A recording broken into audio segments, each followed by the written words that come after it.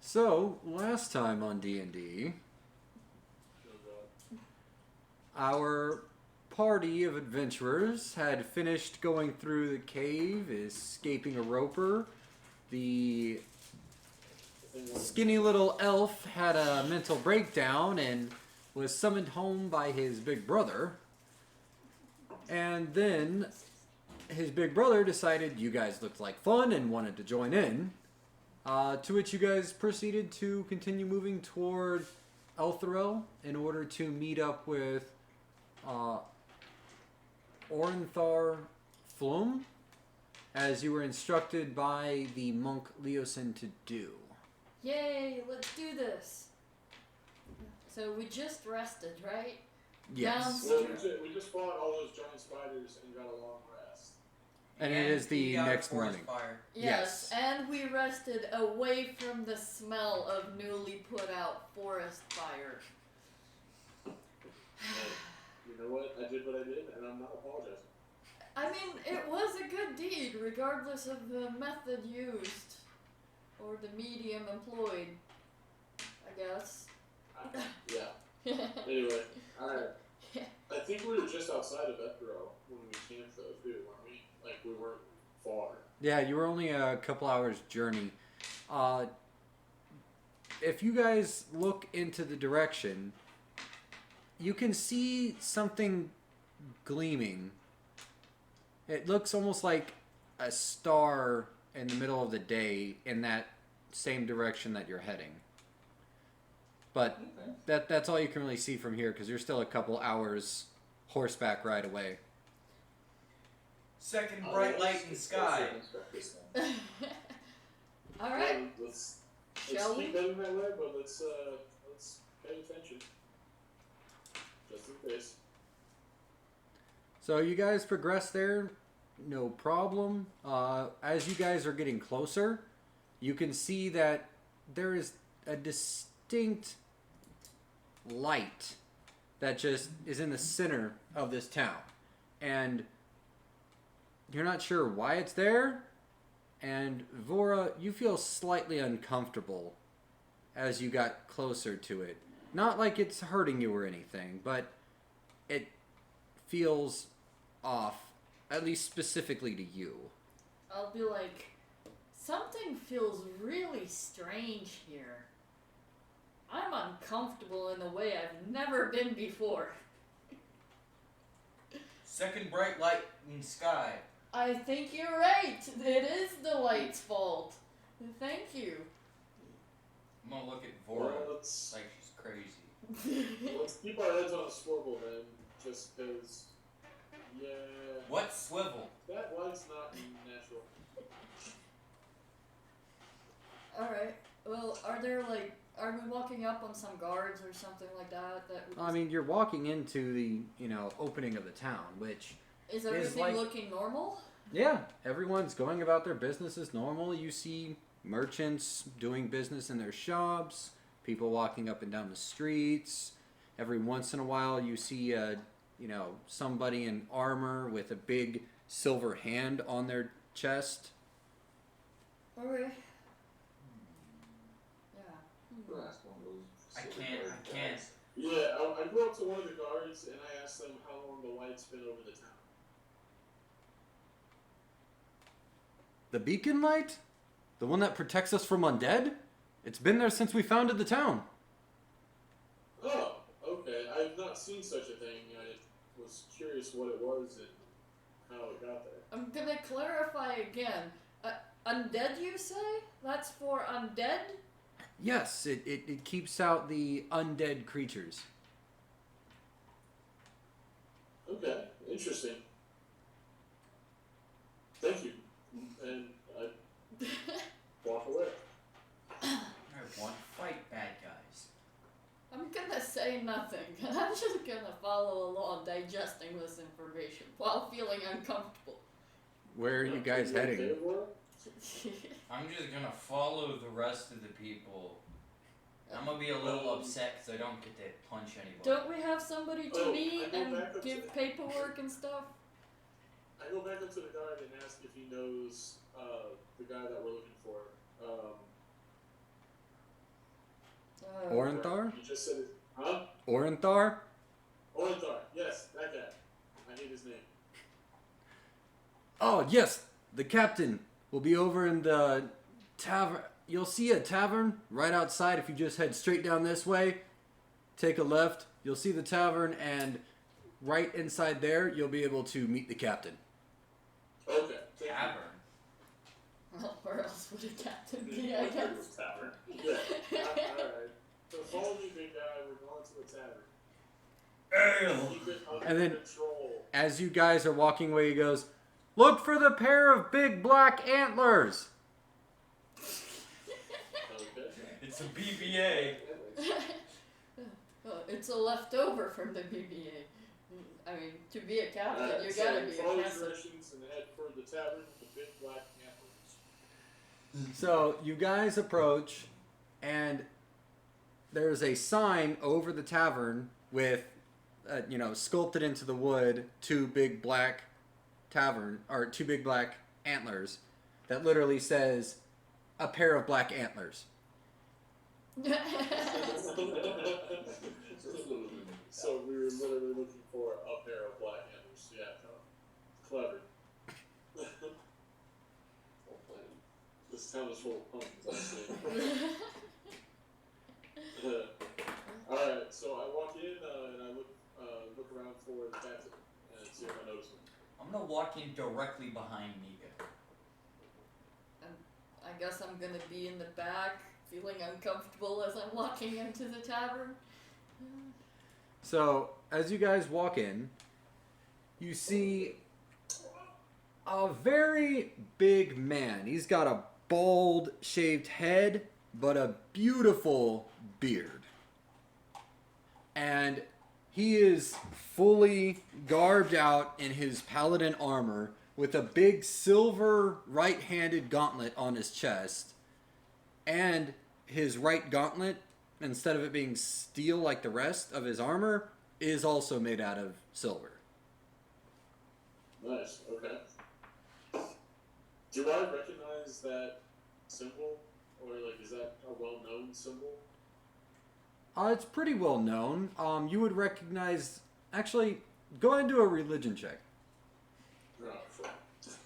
Can I do The that too? paladin Because I'm is fairly not certain, trained in religion. even as a player, I know what that is, and that should be a pretty famous freaking one. 8. Awful pal. Yeah, because That was the worst pal. You shouldn't have let your brother be in the freaking thing. Pee in the thing? What? Are you still mad about the forest fire? I meant the glasses, but sure, that too. 13. So he got a 13. I got a 13 too. So, Nico, you remember that these are good guys. That's And concern. between Vora and Well, that's Bubba... important. Between Vora and Bubba, you remember that, oh, yeah, of course, these guys are the devotees of Torm, the god of justice. Form? Not Tear? So these are gonna be like lawful good. Oh, Tear's the eyeball, right? Okay, I was close. No wonder I rolled a 13. Alright. So I go up to the bald dude with the beard, with the silver glove, little gauntlet, and introduce myself and let him know who sent us, and then present the maps and the plans that we found in the cave. Oh, you're new faces around here. I like ale, and I'm gonna proceed to chug like a gallon of ale. I like this one. Ale for my friend. Yes! You're the captain, right? I am Orenthar, yes. I'm the one who keeps charge of the paladins of Torm in this area.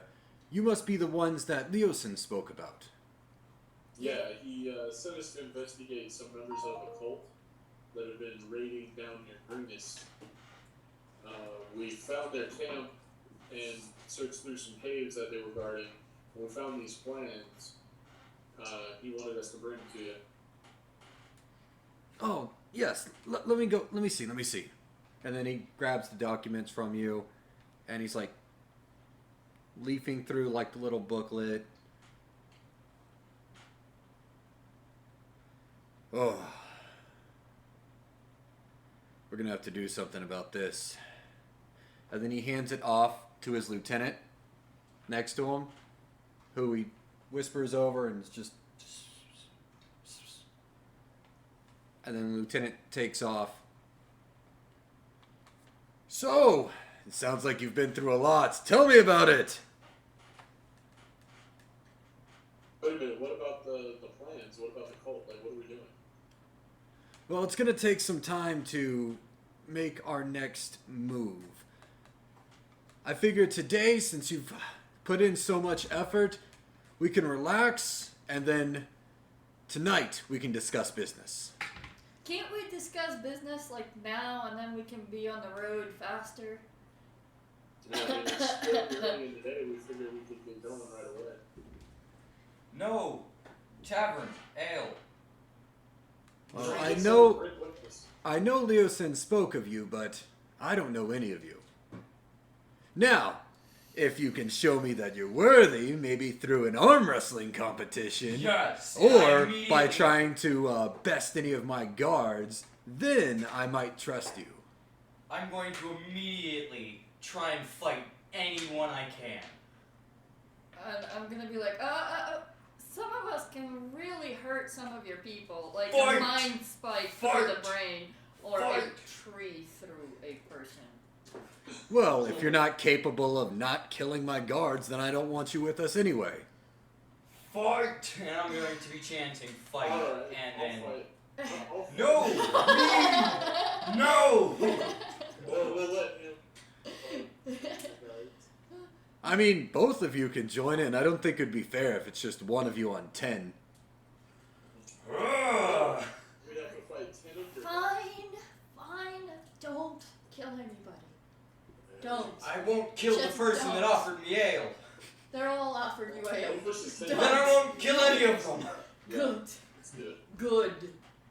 Alright, yeah, the 4 of us will fight your guards. Excellent! That's not- Off to the garrison. Follow me!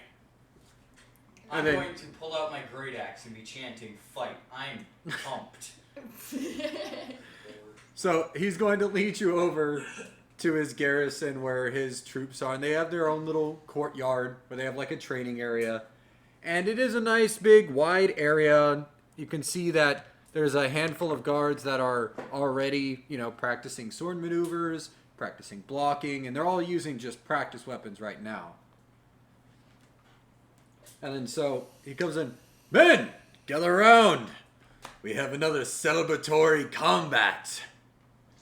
Let's show these newcomers what it means to be a paladin of Torm. I need everyone to roll for initiative. Hopefully I don't pull a 1. Okay, I'm gonna try to die one God more damn it. 7. I'm sorry. Well, 16. this Yes. is bad. This is war. No, this is bad. Got a 10. I'm just happy because I have my spell slots back. Yeah, we did get everything back, didn't we? Mm-hmm. Sweet. Oh, we're well prepared for this fight. Oh, yeah. We just have to not kill anybody. Yeah. That might get No awkward. guarantees. Yeah, I'm gonna make sure I don't kill anybody, because, they offered me ale, so they're I feel like obviously for good the- guys. For this fight, since it's a friendly contest, if we take them to 0, we're not delivering killing blows. It's more we're knocking them out. I think with D&D we just have to say we're knocking them out, and that's how it works. Yeah, Because I'm not it's gonna... just before we always made Every sure. time I attack, I'm attacking to knock them out. Well, we can assume that at the beginning of this fight, you guys are all under the same assumption that you're not trying to kill anyone. Yeah. So, Yeah. I'm assuming as the DM that you'll all just be pulling your blows at the last minute to make sure that nobody dies. Alright, yeah, I'm Until fine. one of them tries to kill me, and then I'm fucking everyone up. Oh, yeah, no. Just saying. No. So, Bubba, what did you get? I got a 9. All right, Nico, 16. Vora, 14. and Tom. 10. Poor Tom. You got a lower roll than I did, so. All right, You got so lucky on that. Hopefully I don't kill everybody before you get a chance. you guys see that the guards are starting to stretch out. They're getting ready. They want to make sure that they're loose and limber. Are they all human looking, or are they like a mix, or are they? They're pretty much all human, at least within this group. There might be other, paladins or clerics of Torm that aren't human, but it seems that the guards that you ran into right now are. So, this entire map is going to be your combat area. Oh shit. So, you guys came in from here. Where would you like to be positioned? And I will give, since this is a friendly combat and they're not trying to hide anything,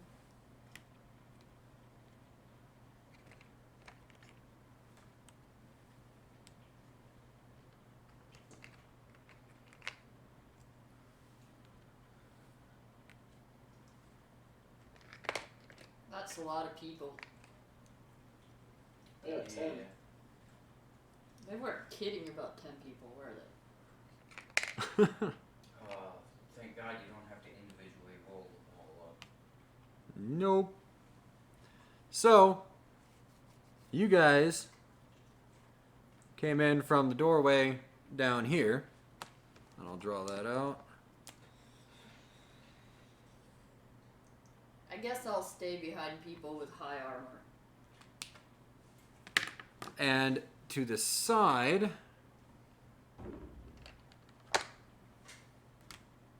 is where Ornthar is. Now, he's not going to be participating. He's just going to be enjoying. Did he bring his drink? No, he always maintains professionalism in front of his men. How professional. So I'm going to set down a jug of ale at the door. I thought it was still strapped to your horse. Oh, crap, yeah. Well, crap. So, where would you guys like to be positioned? Next to Nico. That's where I'm going to be. I want to go a little bit toward the right. Maybe one more over. Yeah, right. Go down one. Right there. I'm going to be next to Nico. Okay, next to Nico. Yeah, I'm gonna start over there too. Probably behind Nico. Okay, behind Nico. Then I'll be behind Tom. And behind Tom. Actually, go ahead and put me off to the side of Nico, just to the right of him. That's still mine. Yeah. All right. So, first up on the initiative order is our good friends, the guards. So, 1, 2, 3, 4, 5, 6, 7, 8, 9, 10. 8 goes first. 5, 10, 15, 20, 25, 30. Says, "Have at you, young one!" You're adorable. Getting a huge 10 to hit. Yeah. Unless it's me, that for sure misses. No, because you have an 11 on the class. I know, that's why I said for sure. All right, and then guard 9. 5, 10, Which those are the ones that did initial ones. 25, 30. And he's going to, probably go after Nico as well. These are trained soldiers, so they understand how to maneuver.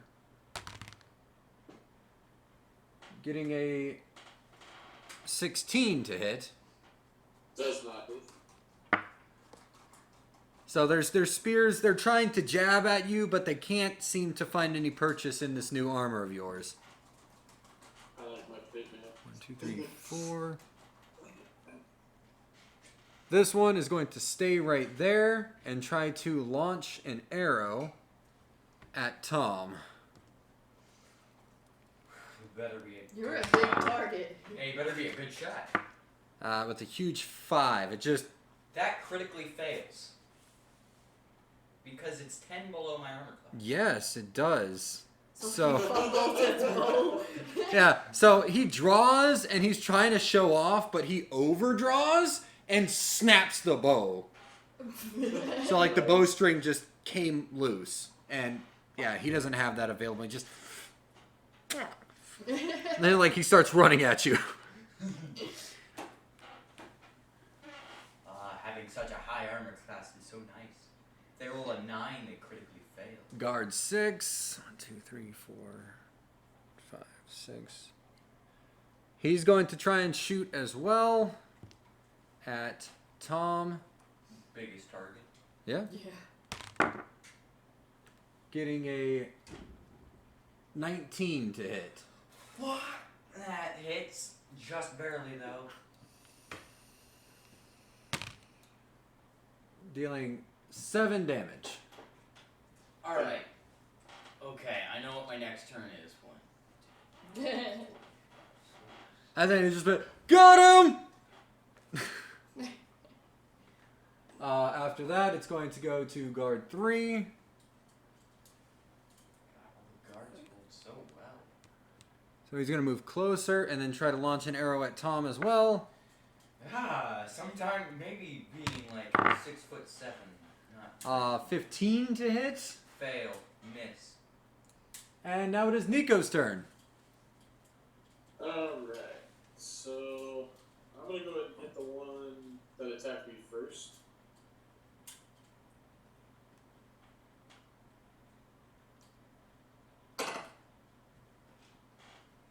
That's 20 plus 6, so 26 to hit. Ooh, is that a critical? 26 is a critical. Nice. Ooh, Let me see. so it's double damage now. Yes.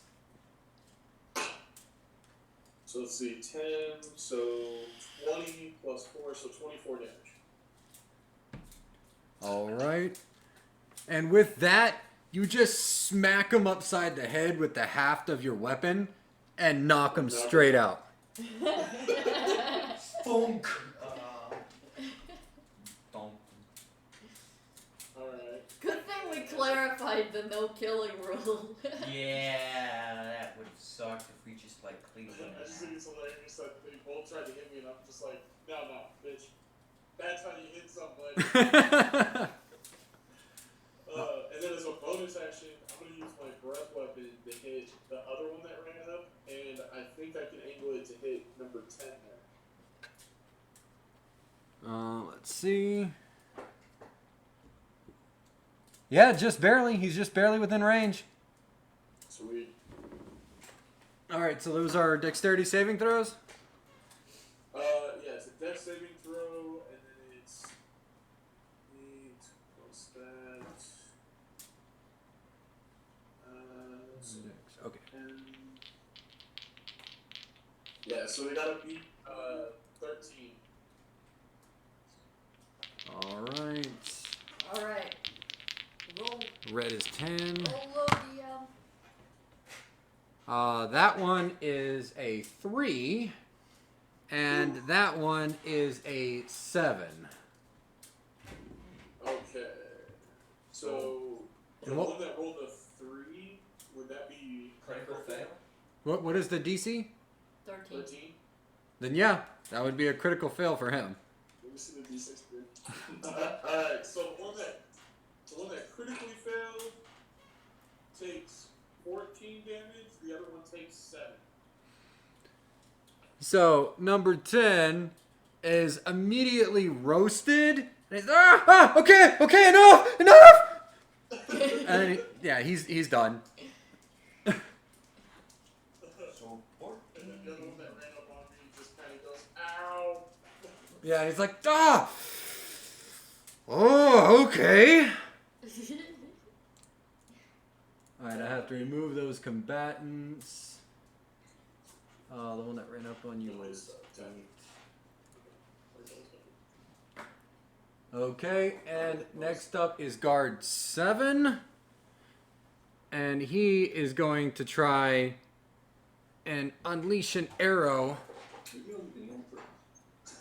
at you. I apologized ahead of time that there may not be anybody up. By the time you guys get your turns. Oh no, please. Do your best. Enjoy. He gets a 17 to hit you, Nico. That does hit. Barely, it's a 17. So. And he does 2 piercing damage.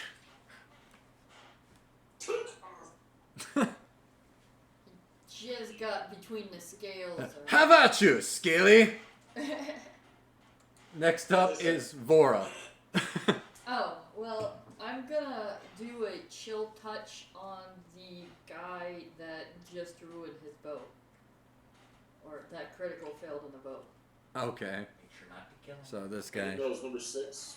Yeah, this guy right here. Yeah, because he's the one that ran forward after his bow broke. Yeah. He had bad luck with that bow. Gotta maintain your equipment. Okay, so I'm gonna keep using this die and hope for the best. Ooh! And I got 26 to hit. That's a critical. Oh, sweet!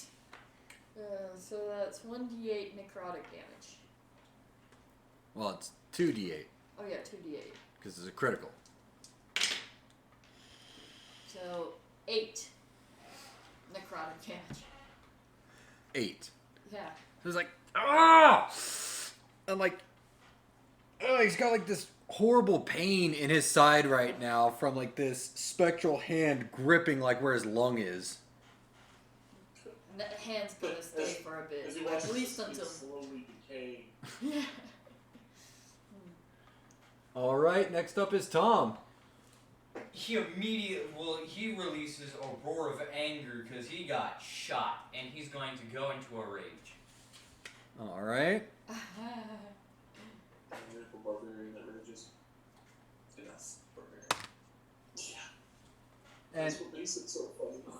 as you rage, your weapon has a light shimmer to it, and it feels a lot lighter than normal. What's the ability? You know that this is, anytime you've felt this, your weapon almost feels like it's a yo-yo. Well, which one shot me? Was it the one I?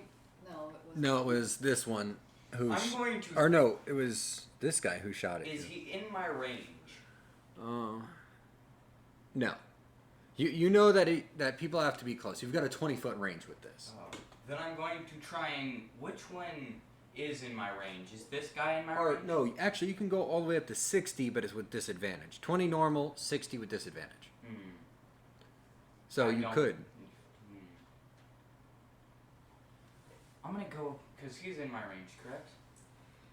5, 10, 15, 20. You No. can also move and fire. Yeah, you can move. Yeah. So I'm going to step forward 1 square and then get within 20 feet of that guy and then throw my great axe at him. Okay. Roll. Does he have that Majoner, like, returning weapons thing? Yes. Right now he does during his rage. God damn it! Why does all my dice? So you need to borrow some dice here. No. Got 10 to hit. That does not hit. It like flies at him and he's like, oh! He's like, What is this? Threw a great axe at me. Actually, I'm going to have him roll a dexterity saving throw. Because no one expects to get a great axe thrown at He them. might catch it. Depends on how well he rolls it. So he like dodges out of the way, and then he's like, "Who throws their weapon?" Kunk, and he gets hit in the back of the head. Roll damage, but it's half. Wow, he failed that one. He got a 5. Ah, this is amazing. Max damage. I do 1.5 damage. Or wait, no. So great axe. So that's 6 plus 2. So I do 4 damage. Is that half of that? Yes, that is half. 8, so half damage would be 4. Okay, so 8 damage, half would be 4. Mm-hmm. Are you not including your rage? I am including my rage. Okay, don't include your rage because you didn't mean for it to do like that. This is the weapon itself, like the heaviness of your weapon impacting him. Then that's 3 damage. Okay, so he takes 3 damage. That is the one in front. Okay. Who threw that? Who throws their weapon? Boom. Back of the head. This man's a shit. Oh, this is like... Okay, and then... Being able to throw a great axe at people, it's great. I mean, Alright. you gotta have some pluses to balance out that huge target situation of yours. You know? Yeah. There's pros and cons to that. So, next up is guard number 5, who has not gone yet.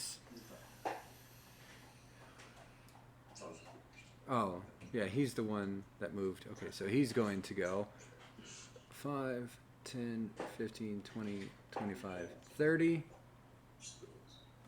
And he is going to try and shoot you as well, because he can't get in range. Wait, me or Tom? Tom, because Tom's right in front of him. Getting a huge 14 to hit. Miss.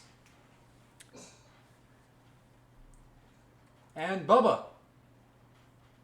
Alright, so let's go ahead and use level 1 magic missile on the first 3 that are closest to us. The one that just moved. This guy and that one. Oh, is there one in front of Tom? I can't even see that. There's no, there's one right in front of you next to me. Oh, that's one. Okay, never mind. I thought I was behind you still. No, remember you were behind me and then to the bird? Okay, in that case. Okay, yeah, I can see better then. So those 3? You're not rolling a d12. I mean, with magic missile, you Yeah, still there get is a a 20. roll per attack. Yeah, we're still gonna do that.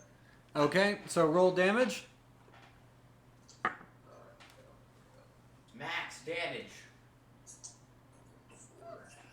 It's like 1d4 plus 1 or something. Plus 1's gonna be 3 each. Okay, so this one that already got singed is gone. And he is going to take the hit. This one is going to take the hit as well, but he's not doing so well. He looks a little bloody right now. But he wasn't expecting to get hit in the back of the head with a great axe. Yeah, and then have a giant, blast of arcane energy hit him in the chest as well. I don't think they're used to these kinds of fights right now. And then they're shitty paladins. Just saying. All right, and then They didn't Guard know who they were 1. messing with. 5, 10, 15, 20, 25, 30. And he's going to try and shoot at Vora. Try it. I bet he'll succeed. I bet he probably will. 13. And he succeeds. 15, now 30% so far. Total of 3 damage. You are. I took that 20%. 3 damage. Okay, got it. All right, and then this last one, 5, 10, 15, 20, 25, 30, is going to try and shoot at Vora again. Okay. The other ones weren't working out so well, so they're changing tactics. Trying to go after the big dudes at first. They were the biggest threat, but hey, it's a 16 to hit. Yeah, that hits. Dealing 6 damage. Like, go after the unarmored ones! Alright, and then we're back at the top of the initiative order with guard number... Technically, I'm an unarmored one because I'm just wearing like a thing and some like tight pants. So I'm wearing like. Oh, yeah, guard 9 got nuked. Yes, I'm wearing Take yoga them pants. also. I'm wearing yoga pants and that's it. With 2 sashes across my chest. So I guess you fall into that category. Yes, of I the fall into the unarmored category. Yes. So am I technically. I just have a robe with a hood. Yeah? and a cloak. So, he is going to move... Yeah, no, this one. Sorry. 5, 10, 15, 20, 25, 30. And try to shoot at Vora as well. Getting a 14 to hit. That hits. Dealing 4 damage. And then guard 6 is going I to feel no move pain. Are you sure 5, about that? 10, Yeah, actually, pretty sure. 15, That's 20. also new. There's no pain. Feels great. 25. Can you? And then he's going to try and attack Tom from behind. Let's see if he can get into those big muscles. Nope. And he breaks his spear.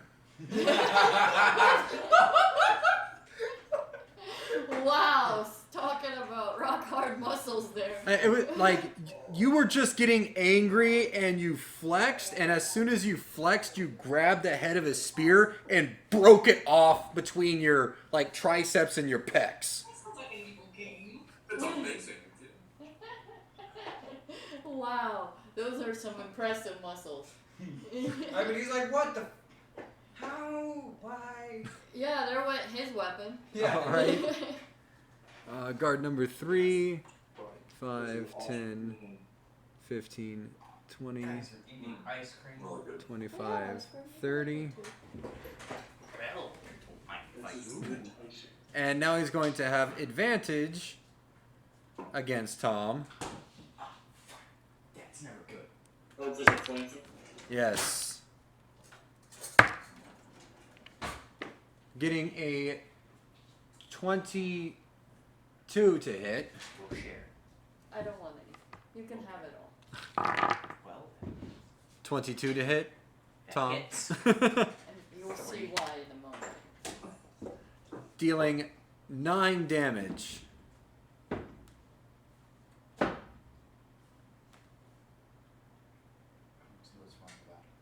Oh. Focus. Yeah, 9 damage. Sorry, I got distracted. But half because you're raging. Oh, yeah, so 9. Wait, So 4. Remember your character's attributes, or else you're going to be taking more damage than you need to. Yep. Got distracted by the prospect of ice cream. All right, and it is now Nico. Okay, so since they want to be flanking dicks, I'm gonna use my movement to stay just outside of that last guy that moved in on Tom and flank him.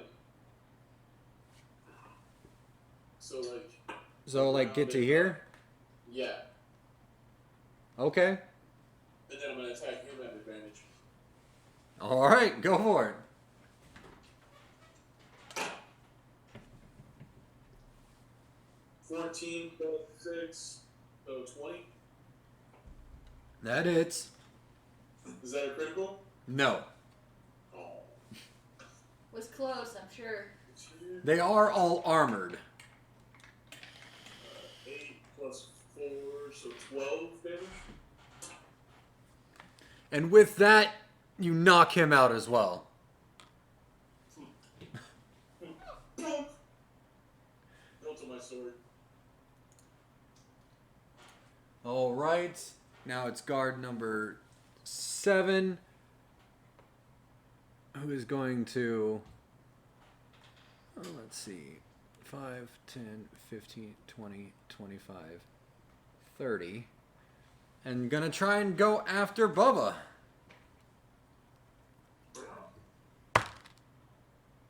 Breaking his bow. We should have repaired these beforehand. He throws it to the ground. You want to really terrify him? Fly at him. But they weren't expecting that. Vora, it is your turn. Okay, so that one that's right behind The one that's right Tom, next to you? Yeah, I'm gonna maneuver myself to where I got a flanking bonus. And then I guess I'm gonna smack him. Just. Well, remember, since you're flanking, you get advantage, and then ranged attack rolls have disadvantage, so it'd just be a straight roll if you wanted to use a spell as well. I didn't keep any of the skimiters or anything like that, but I do have a dagger. So I'm just gonna use that. You're gonna shank him with a dagger? Yeah. Alright, go for it. It's pronounced scimitar, not scimitar. Whatever, close enough. It's Okay. scimitar. So Scimitar. I got Same thing. rolled 18 on one, so 21 to hit. That hits. Go ahead and roll damage. 1d4 plus 1. Oh, 4. Yeah, with that, you finish him off. Oh! He had already taken a couple of hits. Liver shot. Yeah. He like falls on the ground. Ah! God! You should get that looked at, Alright, next up is Tom. medically speaking. I'm gonna throw the great axe. I'm gonna throw my great axe at the guy directly in front of me. Okay. Don't roll very low. God damn it! I have got a a dice 9. channel. I got a 9. A 9 does not hit. And because they're no longer surprised by your returning weapon, he's just going to be able to dodge it. Aww. Don't get fooled by the same trick twice. These are trained soldiers. I'm going to sprint at him and barrel into him. I mean, You can, I'm not that impressed. like, you can sprint at him, but well, you can't. You already used your attack action. Dude. Okay, I'm just gonna stand in front of him menacingly. Okay, Wait, can I roll an intimidation check? that would That's be an an action. Damn it! I'm just gonna stand next to him. You and can intimidate. use your bonus action to talk some smack. All right. Next is going to be this guard. Going to go 5, 10, 15, 20, 25. And he's going to try and go after Vora with his spear. Getting a 17 to hit. That hits. I think. I wasn't sure there for a second. Dealing 9 damage. Ooh. Ooh. Ooh. What was that about? You You don't don't have to worry about what I know she was in. Yeah. Just with an eye out. Which none of you know. What? Another bitch. Letting one of Yeah. your companions fall is probably not something that's going to impress Orenthar. Yeah. So- I know. Bubba, it is your move. Alright. Is there a So- could I like double rage?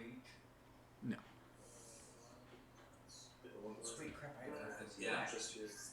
Just not there. Yeah. We're out. Alright, so we're gonna go ahead and I'm actually gonna fly over to the one that's next to Bora right there. And I'm gonna take out my quarterstaff And I'm gonna smack at the group. Oh no, I'm not gonna do that. Never mind. I forgot I have to have a second.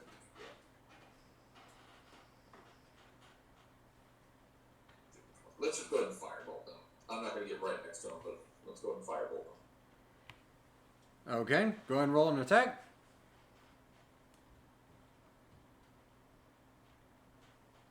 Alright, so that's gonna be 25. That hits. Is that a critical? I'll let you know when it's a crit. Alright, That means 26 is the critical. There you go. Use math. It's gonna take 2 fire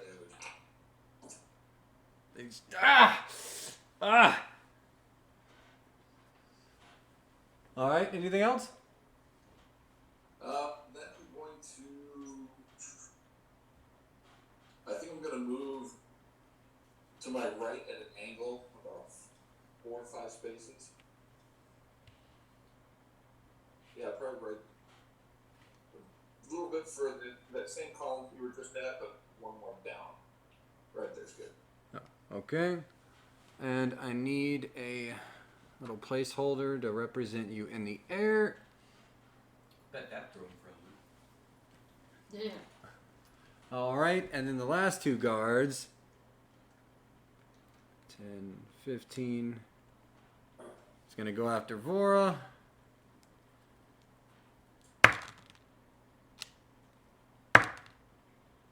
And a total of 11 to hit. That just hit. That bastard.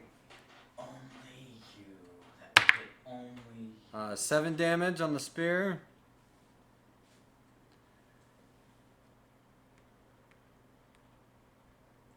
And he's going to come in. No. Oh, he's dickhead. I know, right? Getting a 21 to hit. That hits. That's a crit. Oh, That's a critical. Yeah. Oh.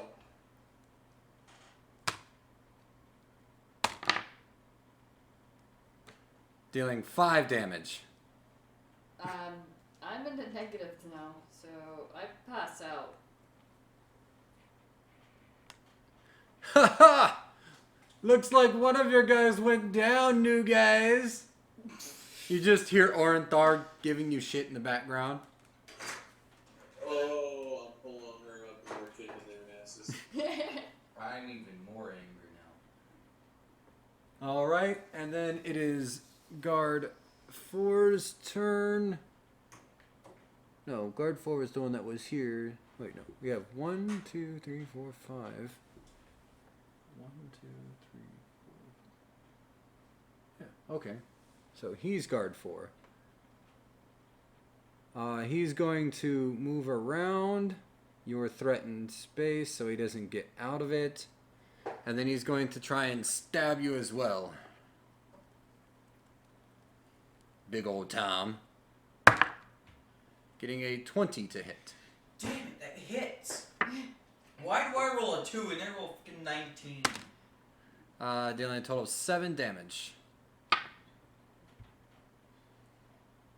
Reduced to 3 because of your raging. Oh, yeah. Crap. So you need to add 4 back. Yeah, so now I'm higher. I'm not used to barbarians.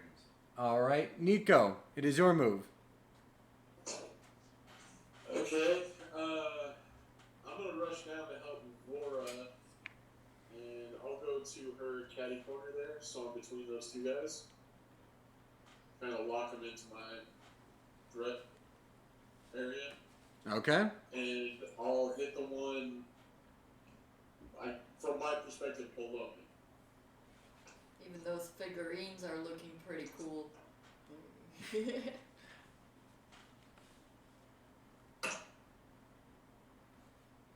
That's gonna be a 24. That hits. Awesome, that's pretty cool. And we're gonna go ahead and deal 15 damage to him. And you knock him out.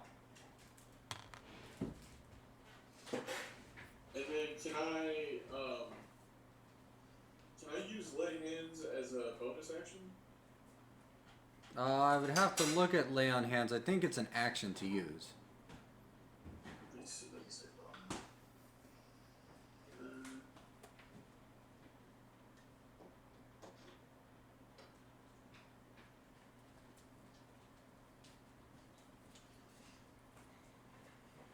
It actually doesn't say. So with normal abilities like that, it's normally an action to use because you're physically having to put your hands on someone. Okay. So I would say in this case, we'll just call it an action. Yeah. Oh, okay. Alright, then never mind. I'll have to wait until next turn to do that. All right. Next up is guard 7, who is going to. Well, how high up are you, Bubba? I'd say I'm gonna go ahead and say I'm just high out of range. So I was flying up just to kind of get out of melee range. So 10 feet. If that gets me out of melee range, that was my intent. It'll be like 15 feet then. To be out of melee range, I thought you had to be within 5 feet. You would. Well, if they're 6 feet tall, they can reach up and still get me. And they're carrying spears. Oh, gotcha. Alright, so since this guy's bow broke and he can't reach you.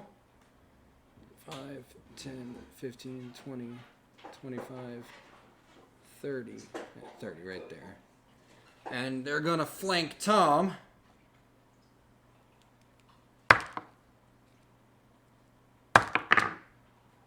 Getting a 15 to hit. Miss.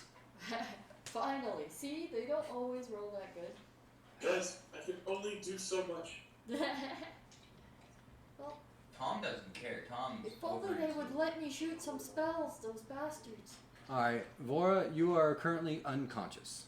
But I get to regenerate 1 hit point. And you're still unconscious. Oh, I was -1, so I should be at 0.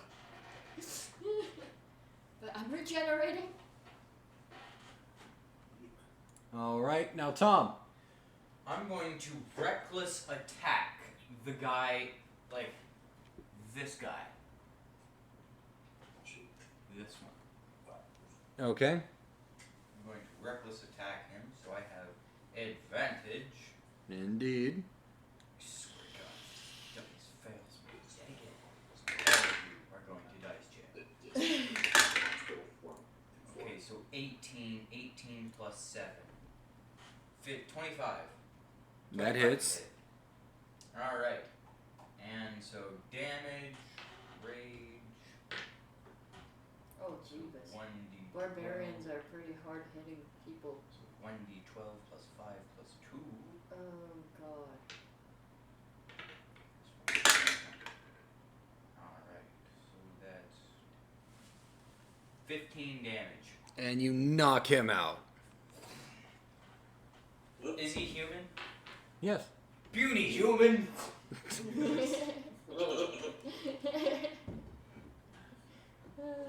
And then you just hear, well done! And just some clapping in the background. Next up is Bubba. Alright, so from where I'm at, I'm gonna go ahead and cast Magic Missile on the 2 that's still near Aura. I'm gonna cast as a level 2 spell. So 2 each. They get 2 each. Alright. So it's 1d4 plus 2.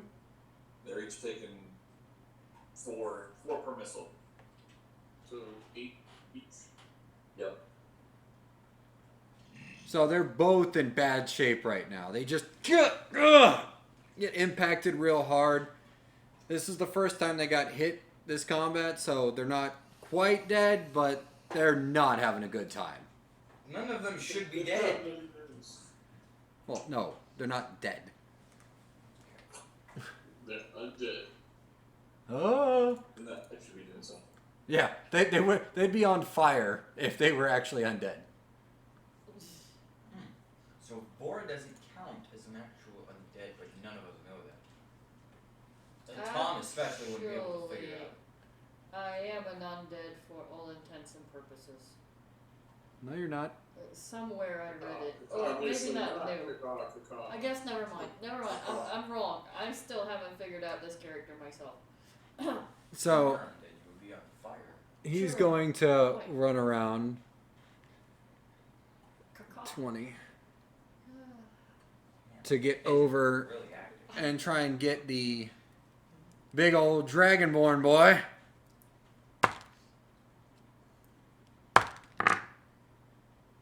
Getting a 23 to hit. Oh, yeah. Dealing 5 damage.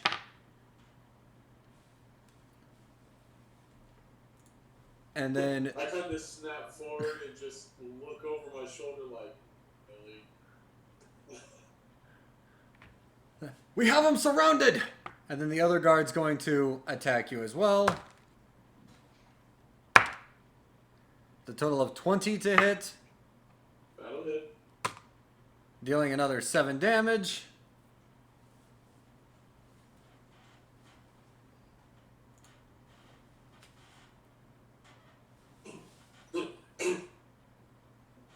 And then Really?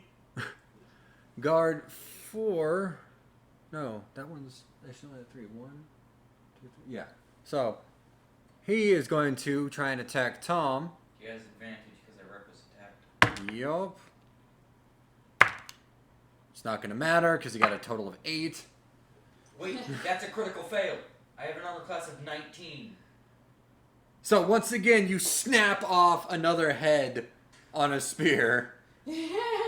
As he tries to like stab at you, you just wrap your arm around and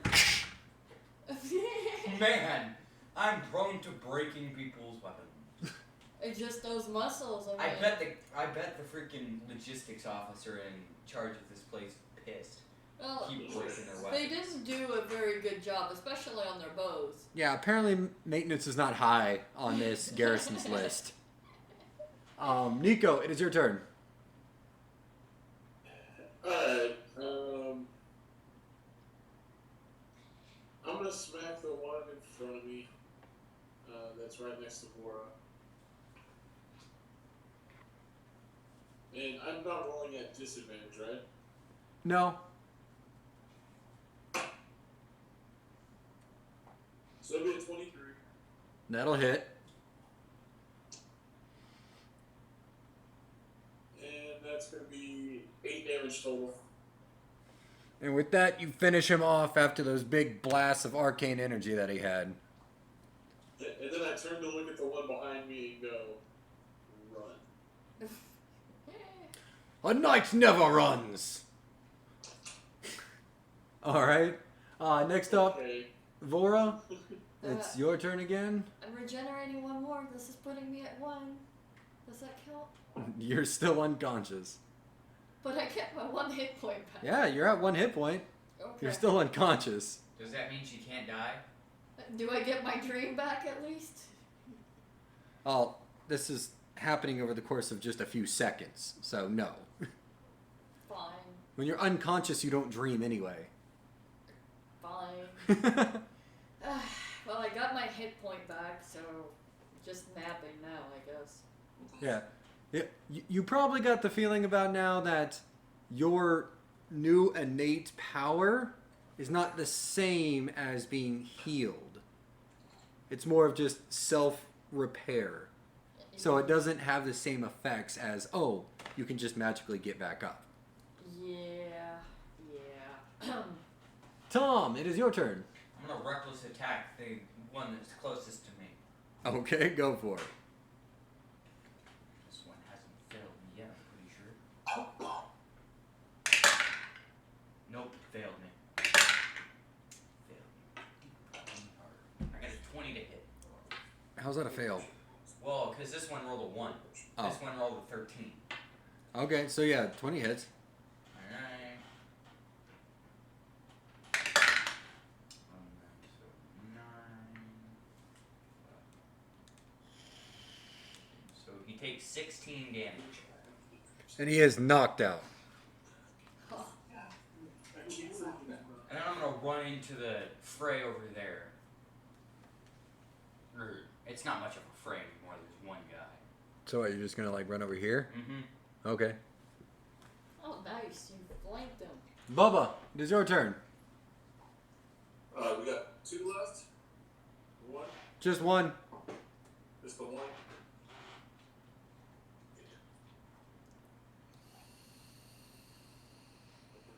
Yeah. In that case, I'm gonna go ahead and fly on over. Can I don't know if I can. I'm 15 feet up. I can't make it over to it. So let's go ahead and fireball the last one. Well, let's see.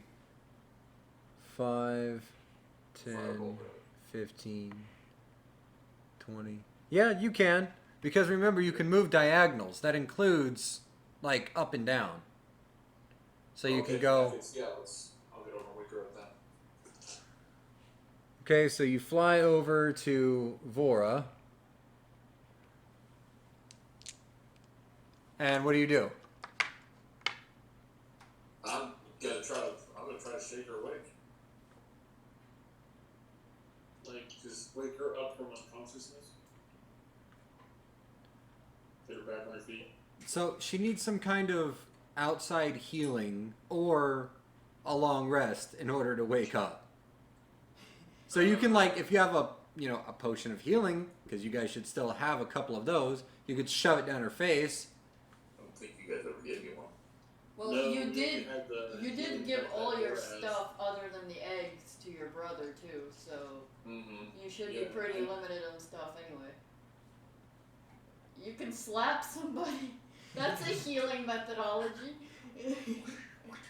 All right, let's go ahead and I will say, in this case, just a straight wisdom check as you try to slap her awake. And there goes her 1 hit point.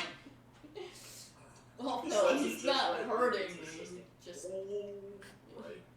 yeah. It's not going for damage on those slaps, I don't think. Check. No, so good. So if he's rolling a strength check, I'm gonna cry. No, I'm kidding. I got 10. 10. So you slap her pretty good across the face and she is still knocked out.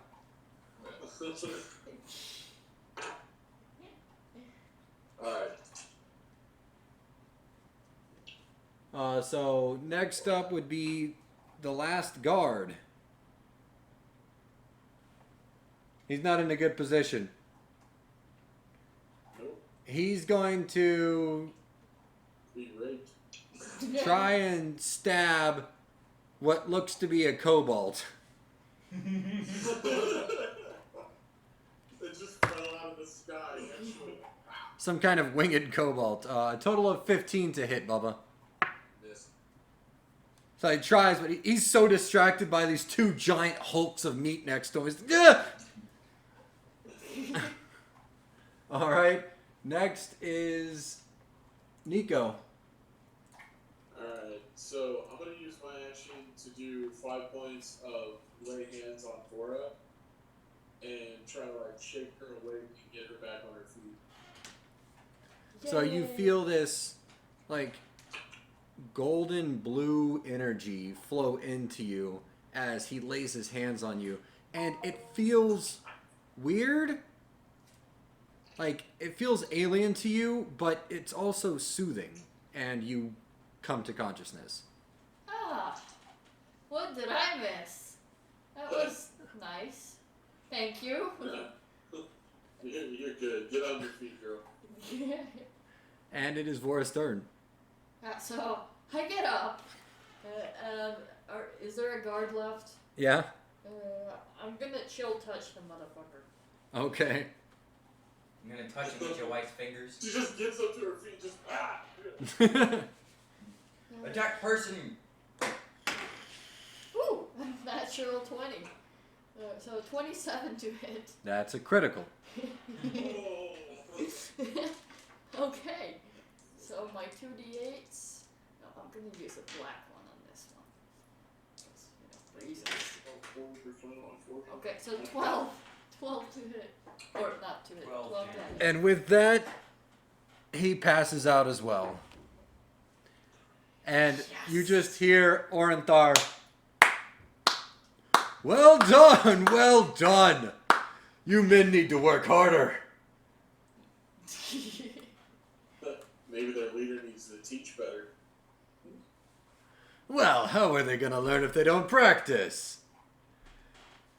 True. Be welcome in our barracks here. I'm going to go speak with my men about what we're going to do later. The town is yours. If anybody gives you any problems, tell them Orenthar has your protection. Shouldn't we be in on the planning as well to help? Well, we have to figure out what we're even going to do. I have a couple of my contacts that I need to talk with and see if we can't even make anything happen. I promise we will discuss everything this evening. Don't worry about it. What about Lewis? And do you know where he's at? I believe he was starting to get ready to leave. I think he might still be in town. I'll have one of my men try and fetch him.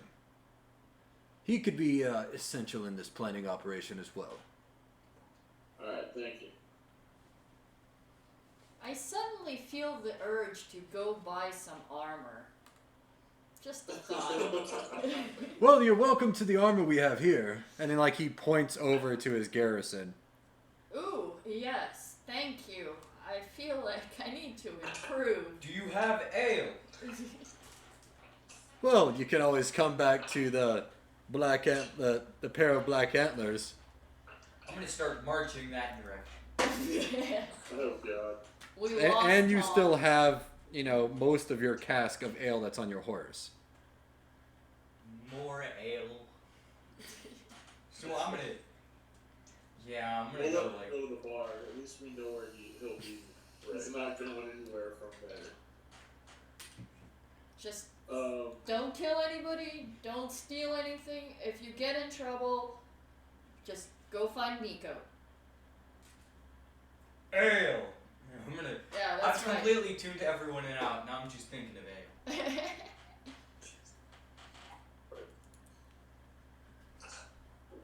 All right. Sweet Jesus. The loss of Jesus.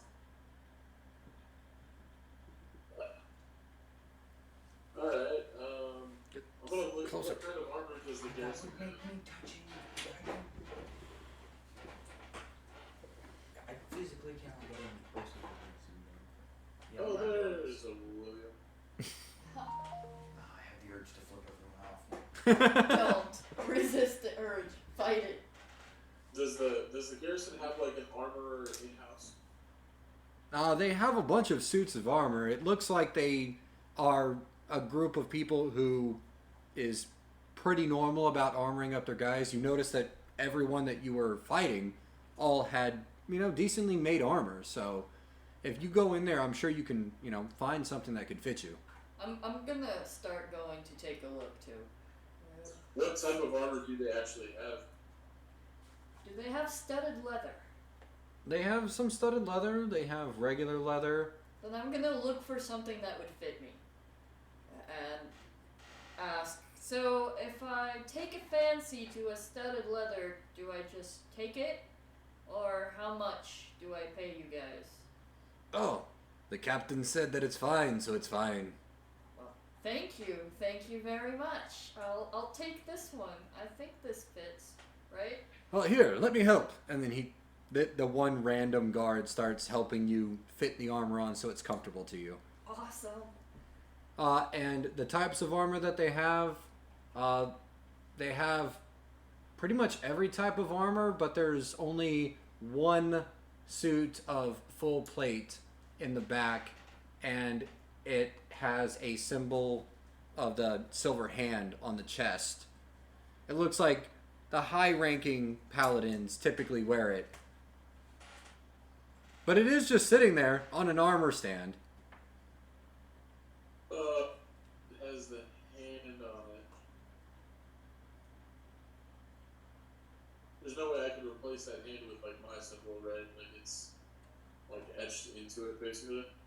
Well, it is etched into it, and if you were to take it to an actual blacksmith, he could probably, burn it off, like, you know, make it so it's smooth again, and then try to re-etch in something else.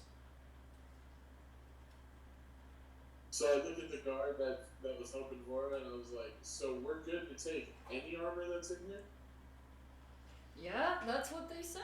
According to the captain, yeah. Even that suit of plate mail back there? Well, normally it's reserved for the people who join the order. If you would like to join, you're most certainly welcome to it. Well, I'm already a paladin of an order. I was thinking of changing the symbol to mine. Well, I don't know about that one. You might want to talk to the captain about that. He's a little picky when it comes to the suits of full plate. Alright, I'll go talk to him. So is he still standing near there?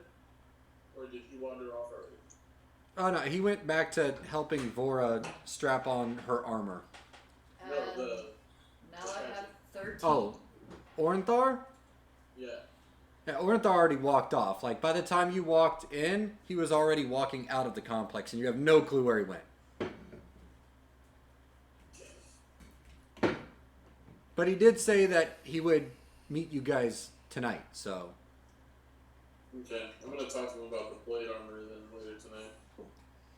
I'm gonna enjoy my new armor, and I'm gonna thank the guard profusely. And I guess I'll give him a gold as a tip. I don't know, I'm retarded when it comes to money. Oh, thank you. Thank you for helping.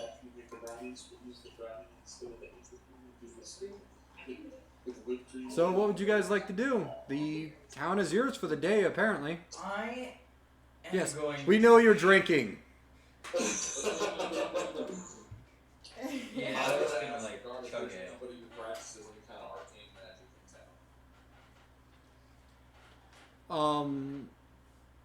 So you speak to one of the other guards, and he says, "Well, yeah, there's a mystic that also runs the bookshop.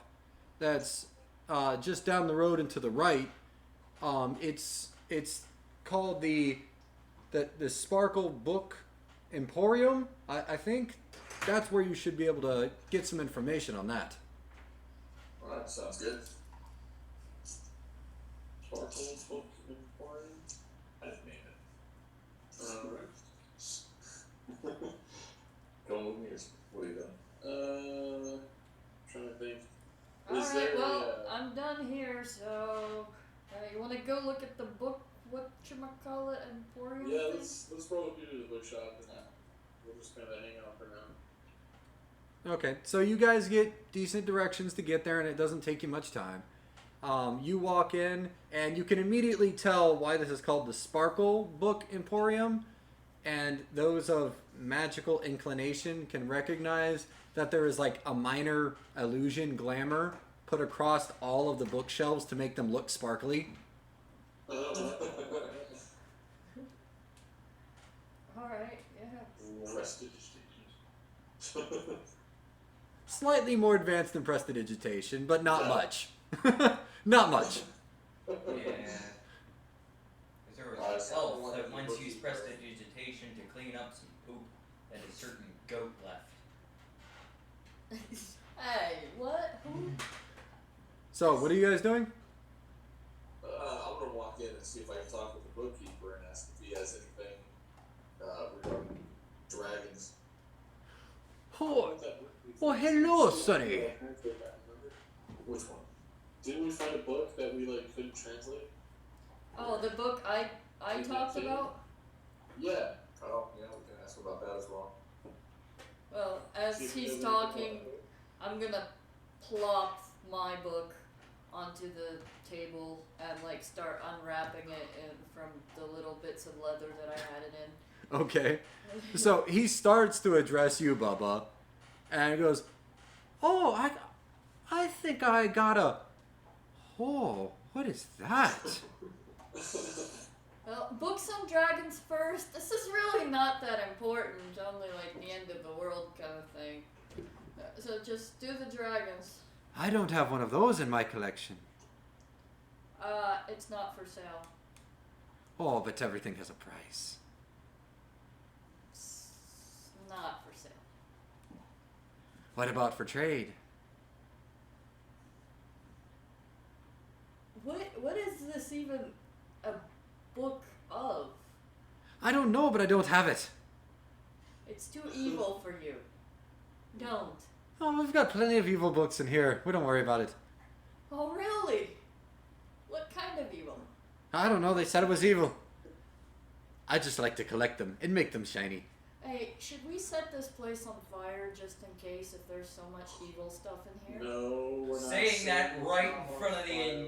the shopkeeper. Well, I put up the hand. I'm kind of half-assed turning, and he's supposedly old, so hopefully he doesn't hear. No, Laura, we're not. Are you sure that that's a wise decision? I You do were told he explain was very a magic loudly. caster. You were told he was a magic caster. And Yeah. you're just gonna be like, should we light his place on fire?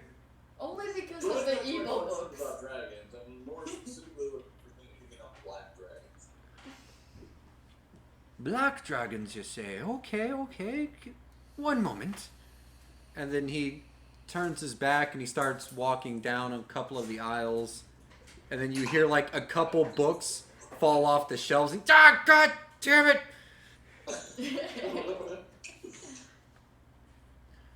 Jimmy! Clean up the books! And while he's doing that, put the book away. Obviously, it's not gonna help him. But it's so evil. It's annoying. So I'll like wrap it back up into all the things and like put it away as I'm grumbling. We'll find someone to help you with it. Now, as you guys saw her open up the book, a lot of what was written in there was written in Draconic. Hence the reason why she wasn't able to understand it. You speak Draconic, right? You speak Draconic. So do I. I know I do. I don't speak Yeah, Draconic. well, I'm gonna study my book if you want to study out. Okay. Hey, Voro, we'll talk out of his earshot, but just that glance as you were putting that away, I might actually be able to help you with it. It looks like it's written in my native tongue. I take the book. I'm like I thrust it at him. Here you go. Yeah. Please try to so figure out what you can. We are trying to save the world and all that, I think, right? Yes, that's my goal. Just be careful. It's a really evil book. It gave me nightmares. And that's what started my whole journey. You and I need to talk, but I think I'll be okay. I'll put this away for now, and we'll talk. Okay. All right. Alright. So he comes back shortly after with a book that looks like it's bound in black scales. And he comes back. It's not actually black scales. It's just leather. It just looks like it. It's been painted. It's shiny. It's shiny. He goes, right, yo. Black dragons and everything you need to know about not dying by them. Yes, that's the title of the book. I didn't write it. I'm gonna kind of grab it from, just kind of start thumbing through it a little bit. 10 gold. I'm not buying it without taking a look and seeing if it's gonna be worth my while. But it's got everything you need to know about black dragons and not dying by them. I'm gonna reach into my Never my judge a stuff book and by I'm its gonna cover. give him the 10 gold from the side of, come on, this place is uncomfortable. Just take the book. Ah, the little one sees reason. Thank you, lassie. I feel like we're dealing with a leprechaun. I mean, he's an old short dude. Yeah? Maybe he is a leprechaun in Alright, disguise. So did we pay him and I have the book in my possession now? Yes. Alright, now I'm opening it up and taking a look and see what's inside. So, Okay. I lean down and look at him and go, are you a leprechaun? well, Oh my days. Oh, come on. Of course everyone asked me that question. No. So if I were to suddenly grab you, you wouldn't have to owe me a pot of gold Well, for catching it? I'd have to owe you some new hands because I'd set your fingers on fire. But, you know, that's a whole different thing. Well, fire resistant. Should I try to grab him? No grabbing of the leprechauns. Wait, why am I the voice of reason? I'm still getting used to legs and pants. Come on. I'm sitting here contemplating.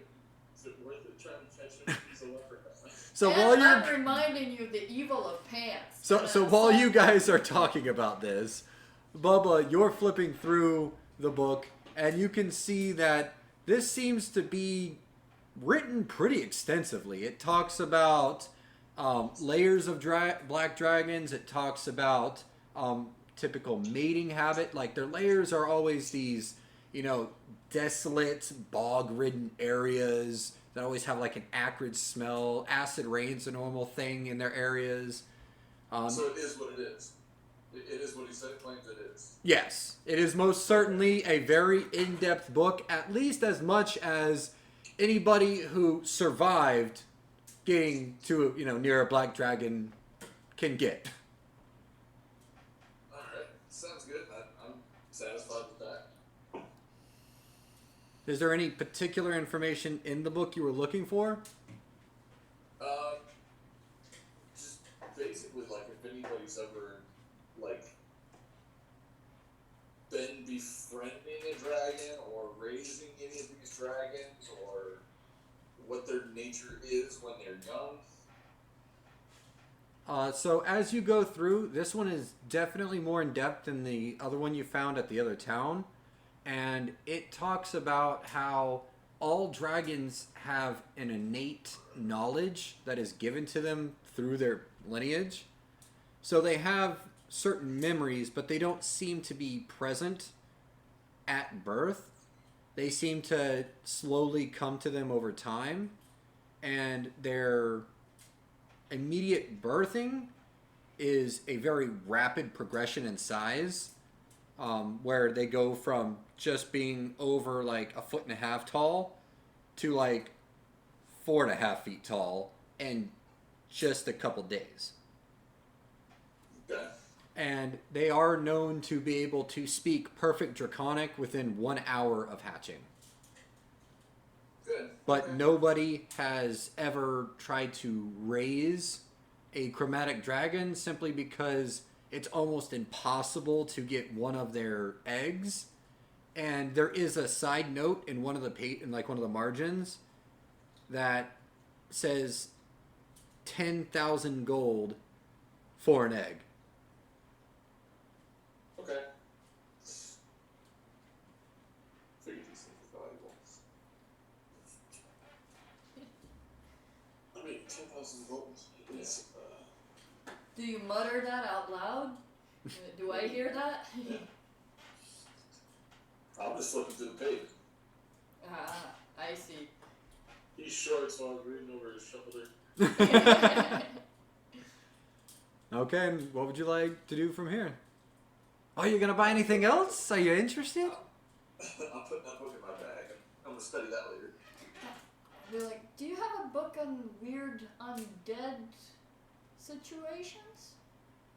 What are we talking about? Are we talking about your standard undead, your zombies and skeletons? Or are we talking about more powerful things like liches and Draco liches? Is there something in between? Well, I mean, we've got some books on wraiths and ghosts. That's sort of in between. Yeah, something that light would make feel uncomfortable, but could still function in this area without a problem, kind of thing. That kind of thing. Well, that isn't possible. Oh, why is that? The light burns all undead. Okay, so what's kind of like an undead, but not really an undead? Do you have a book on that? Hypothetically speaking. And then like he leans over to you guys and is like, "Is this one okay?" She's had a rough week.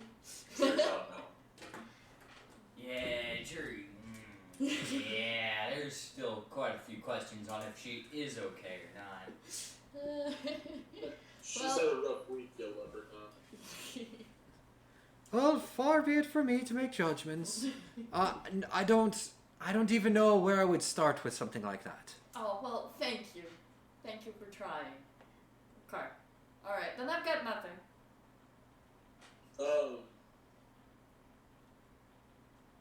I want to ask if he has any books on what the hell is that name? The Shadow Dragon. Oh, on like ancient shadow dragons? Yeah, like the one that I'm seeing visions of when I get knocked out. Well, He told me his name, but I didn't write it down and I can't remember it right now. Oh, I think you're given his earthly name, Yeah. Oh, no, that's not it. which was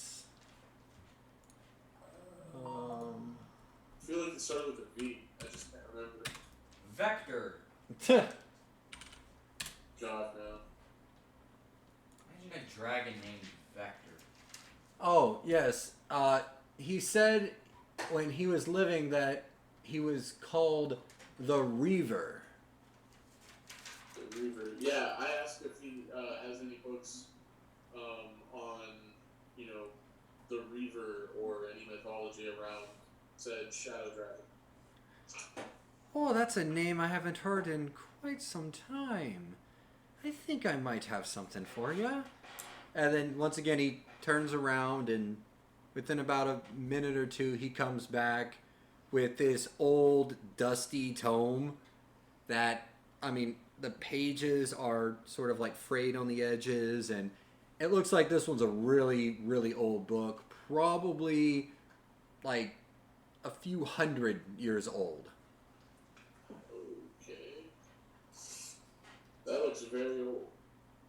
Well, I mean, the Reaver hasn't been spoken of in normal terms for hundreds of years, so yeah, I mean, why would people write about something that's already been dead? The legends get passed around regardless of how old they are. What terms is he spoken of now? Just out of curiosity.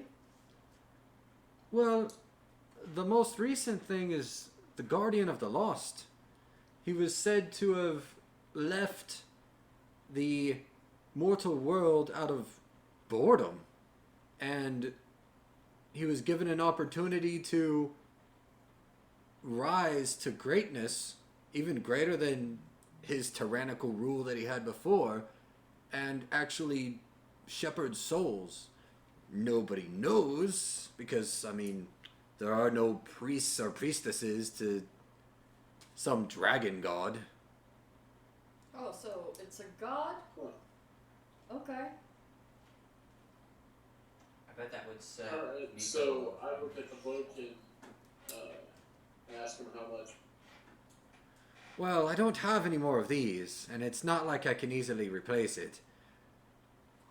I'll... 100. 50. 50 and the other book?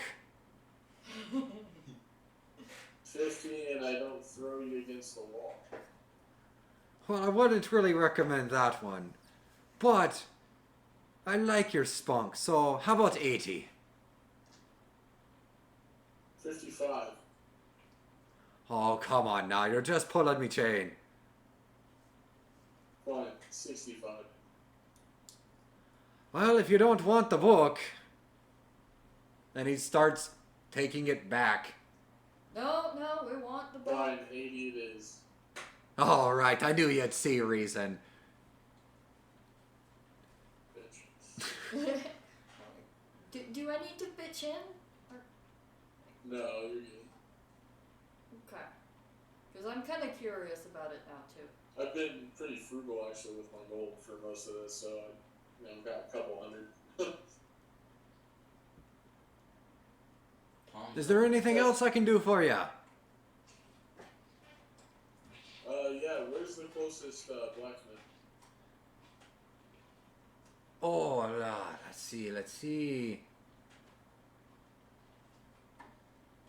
I think the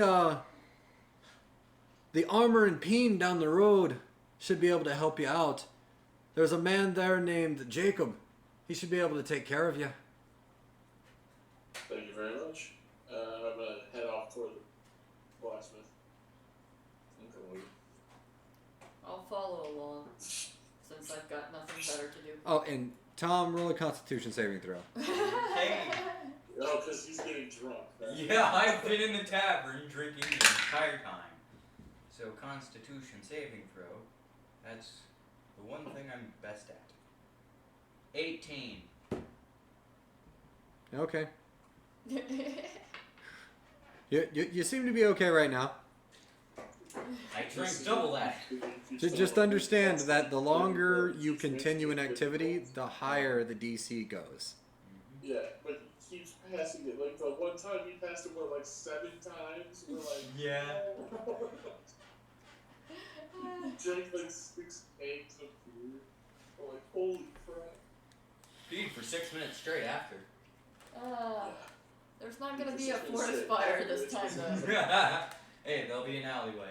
So you guys make your way down to the Steel and Peen, and there's a guy working by the forge, just ting ting, ting ting, as he's looks like he might be forging a blade or something.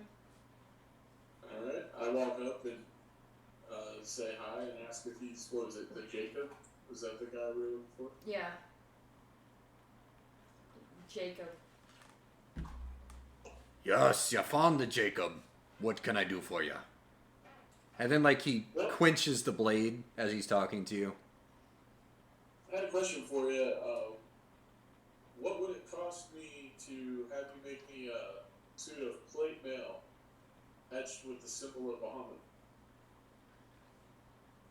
Well, let me look at you. And then, like, he starts, like, looking left, right. He starts walking around you. He grabs a stick that's next, that was, like, nearby, and he starts holding it up to you, and it's got little markings on it. You know, he's basically measuring you. Right. And you could even use this scale mail that I've got as a base for it, if that would help. no decent armor smith ever works with pre-used materials. If I'm going to make you something, it's going to be best quality. Sounds good. Well, you are much bigger than most of the clients I have. But, for your job, if you give me about a month, I can have it done for about 2,000 gold. 2,000. Okay. What about some padding for this, so that if I need to sneak around a little bit, I don't make as much noise?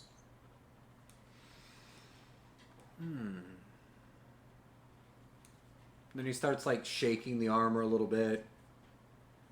I can see, yes. Standard problems.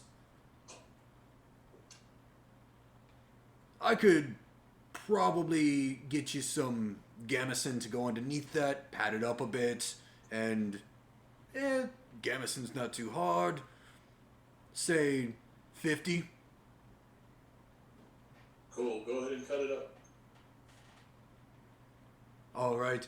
Do you want to just leave your armor here with me and I'll get it all done for you? I'll probably have it within, about a day. Sounds good.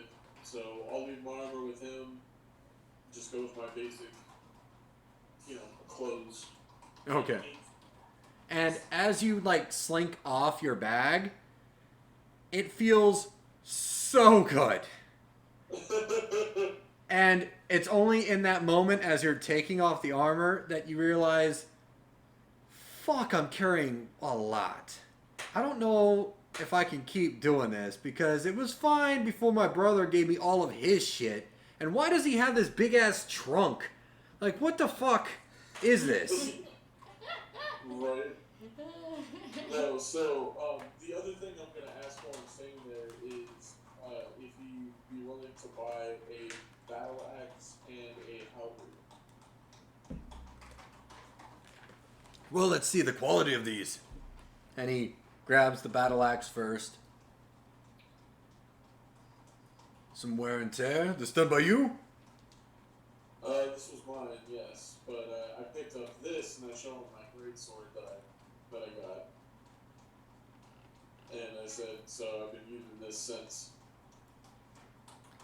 Well, I can see why that would be the case. Yeah, this is pretty decent. I can give you 10 gold for it. And what about this halberd? And which halberd is this? I think that was the one that Mondrath had. Ah, yes, from Mondath. Or Mondath.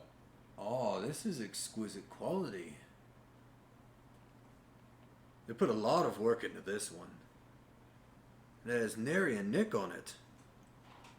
I did notice it seemed like maybe there was something arcane on it. It does seem to have some kind of enchantment built into it. You can see here, and then he like points right at the base end of it. Like, this is the blade, this is the base end. And now that you're actually like closely inspecting it, you can see little dwarven runes carved into it. Oh, wow. Like, You know, on second thought, I may hold on to this halberd. well, it's a beautiful piece. If you ever want to sell it, I'm here. I appreciate it. I never noticed those runes. Thank you for pointing those out. Well, you have to appreciate beautiful craftsmanship when you see it. Alright. So, the only thing I'm keeping, obviously, is I'm keeping the gauntlets. Because there's no need for him to do anything with those. Yeah? Plus, I'll need those to carry around in a pack still.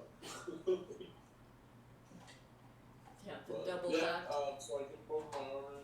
I'll go ahead and take the battle axe out of my inventory, and I'll say, we'll settle the whole thing for just 40 gold for the work. So Sounds 40 good. gold for this battle axe. Sounds good to me. Cool. So I'll go ahead and give him the 40 so we can get started. I'll have it for you by sunrise tomorrow. Appreciate it. Good timing. So,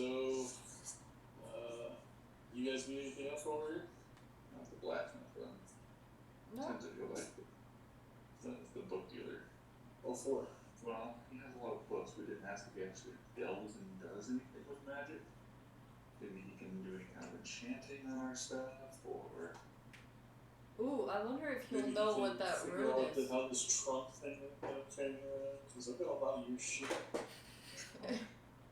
Yeah. You had some trunk that I was carrying around.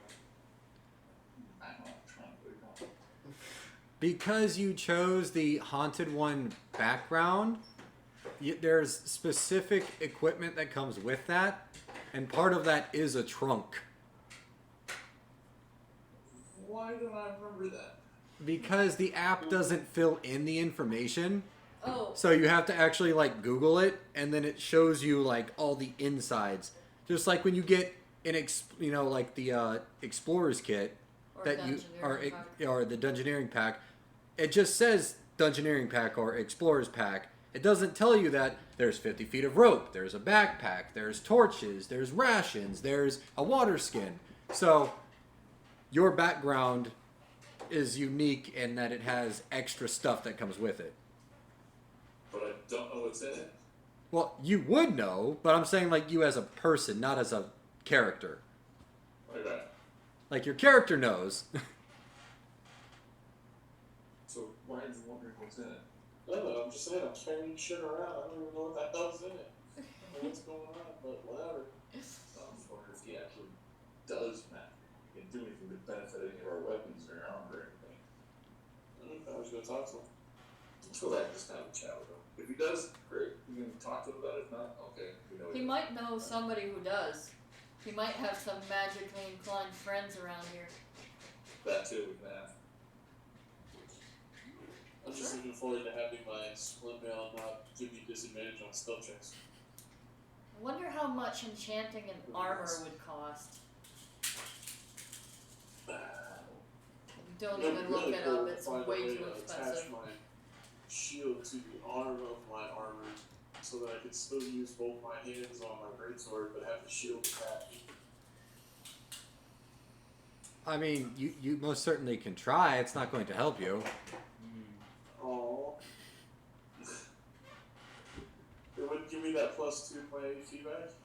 No, that's because you're actually using the shield to move around and deflect. That's what I'm saying. If I attach the shield to my arm, I can still use my arm, but I have my hand free for the sword. That would be more like a buckler. That wouldn't be a full-on shield. No. Full on shield. Good. Yeah. Tell me how often you saw any of the Spartans run around with a gigantic sword and their big-ass shield. 300 all the time. You know, this logic is not something I signed up for. Yeah, did any of the other Spartans have the strength of an ogre? We're in a fantasy setting. How can I not have that as a fantasy? Yeah, he's Oh, got just that. like you can't jump to the moon. I mean, Well, can't that's just very limiting. not have limits even in D&D, huh? Man, we just have to find a way to break them. Well, I'm sure if we tried hard enough, we could figure out a way Well- to get jumped to the moon. you know the way you break rules in D&D is level up. Or you can find That's items true. or The higher blah, level you get to, you get feats and things that allow you to just Do break crazy stuff. reality. Yeah, pretty much. So the higher level we get, the more possibilities there are for crazy stuff. Yeah, I know exactly what feat I'm choosing once I hit level 4. Yeah, let's go talk to him. I'll See follow along. if he does anything like that. 'Cause I So know- we head back to the bookstore. Wait, I am level 4. Wait a minute. So, you guys go back to the bookstore. Oh, welcome back. What can I do for you this time? So the Can you identify book is- magic items, or do you know somebody who can? Well, of course. Well, the big guy, he's got this thing, and it's got things on the things. Yeah. So I pull out the halberd and I say, we have runes on the halberd. I'm curious what they mean and what it does. Well, let's see here. And he takes, like, you're still holding it, but he sort of like shifts it toward him. And then you see his hands move a specific way. He utters some weird words under his breath. And then the runes light up for a split second. And then they go dim again. And as they light up, his eyes go like milky white. Okay. And then go right back to normal. And he goes, these dwarven runes make it so that it stays strong no matter how many cuts you give it. It basically functions as a +1 weapon. So magical so weapon. whatever damage it deals, it adds +1. To attack and damage rolls. Oh, nice. Okay. Huh. Wow. Are you gonna use that? Yeah, I might. I mean, 1d10 plus 4 plus 1, so 1d10 plus 5, basically. Well, And That's pretty halberds good. have reach, which means you can actually attack out to 10 feet instead of just 5. I can keep things at bay and kill them in one shot. Yeah, I'm gonna believe that. That's, I've got balls. that's pretty cool. Yeah, hold on for that. I'll be using the helmet. Well, is that all you needed? It's just some simple parlor trick. Well, do you also have the ability to enchant? Well, if you can provide me the materials for enchanting, yeah. What were you thinking? I don't know. I'm rocking a little weak quarterstaff and a freaking bow. I need and no armor. I need something. If Howard's a heavy weapon, I give it to you. Well, I know. That's what I'm saying. I'm not strong enough to do that. I'm just looking for a little more protection or be able to do a little more damage with my basic stuff. Is there anything that you can do to help make me a little bit more damage resistant, or to make these two physical weapons stronger? And what kind of equipment would you need? Well, it's normally ground gem dust for these kind of things. Depending on what, type of enchantment you're looking for will depend on, what type of gem I need. For armors, it's normally just powdered diamond. But if you need something for weapons, it's normally sapphire. And Can you apply this directly onto my scales?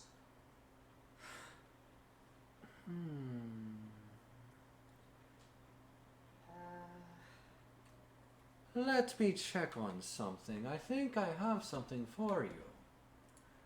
And then, he just, is mumbling to himself while, looking up, thinking about something as he's walking away.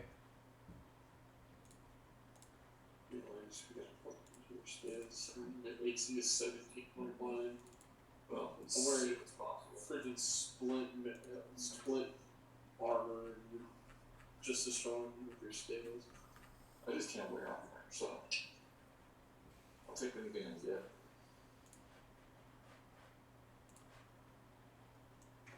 Now that's a question for the DM. If I were to figure out how to wear armor, like if I could make it lighter or something like that, would that lower my AC to whatever the armor's AC is?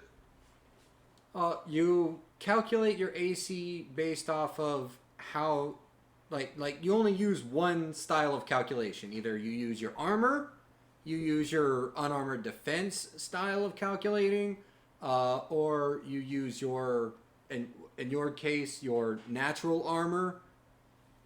So you would not get any bonuses from your scales if you were to wear armor and try to get the armor from it.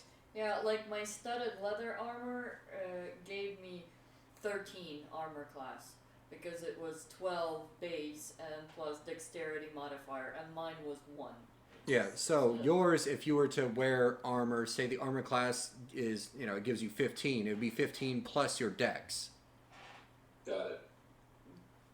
But armor that gives above a 12 is much heavier, and that's when it interferes with spellcasting and stuff like that. Because as far as I'm aware, studded leather should still be safe to spellcast and no issues of that kind, right? Are you proficient in light armor? No. Then you might have problems. Damn it. I might be undressing before I freaking cast spells. Well, it's not saying that you can't cast spells. For me personally, it's just more of it screws with your natural flow, because when you're a caster, you have to be able to move in specific ways in order to conjure these elements. So That's if you're why- not trained in that armor, if you're not proficient in it, then it sort of inhibits it and makes it difficult to cast. Not that you can't, it's just No, I know you can, but lower I success. thought that the issues didn't start until a heavier type of armor. When there's the negatives that started.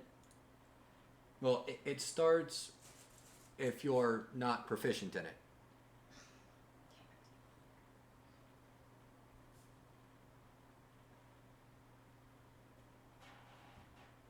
So he comes back and he looks at you and he goes, "Well, I did see a couple of these arcane enchantments that we could put directly onto the flesh, but I'm not quite sure that you're going to be able to afford something that might actually be more beneficial than those little scalies you got." What are we talking about as far as cost? What is your current AC? 16? And what's your dex mod? 3? So to just do a little bit better than what you got right now, you're looking at about 5,000 in powdered diamond. But if you want to have something even better, then that pushes you up to about 8,000. Any way to figure out what my end result would be from that? Well, I mean, those that go around with the highest levels of enchantment on them typically are about as protected as any knight wearing full plate mail.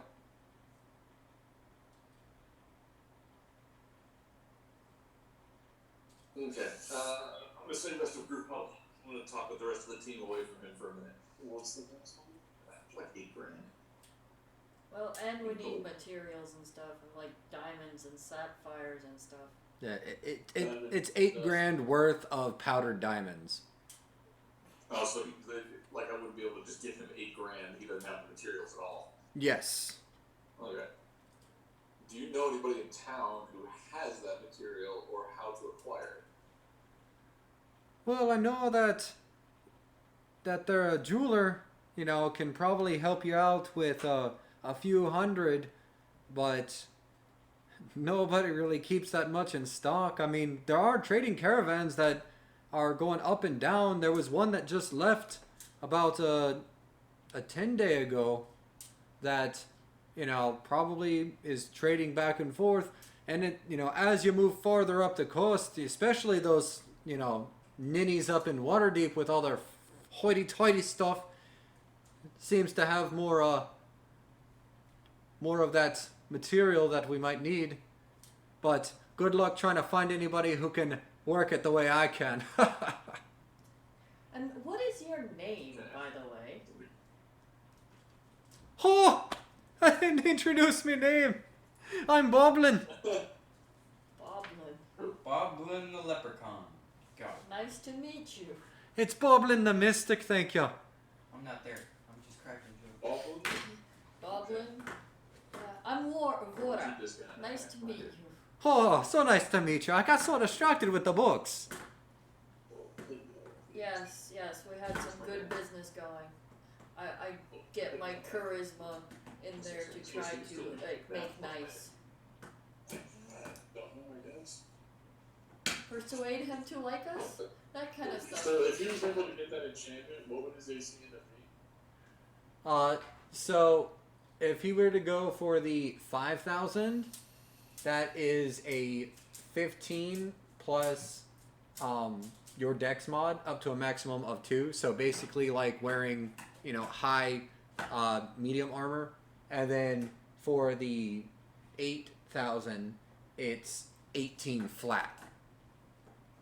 18 flat, he doesn't get the bonus. Yeah, it's just 18 flat. You would still have a higher AC than me with that one. But that's a lot of money. That is a lot. Well, it is, but all you really have to do is just go sell those dragons. Oh, your hard part is probably going to be able to acquire the materials. That's what I'm saying. Yeah. But if we gave him the money, he could acquire the materials. Oh, I'm not doing that kind of work. Sucks. I'm already doing enough work with the actual magic. Can any of you little ones do that? By the way, he's much shorter than all of you. Even me? Yes. I'm 3 feet. I told you he's a leprechaun.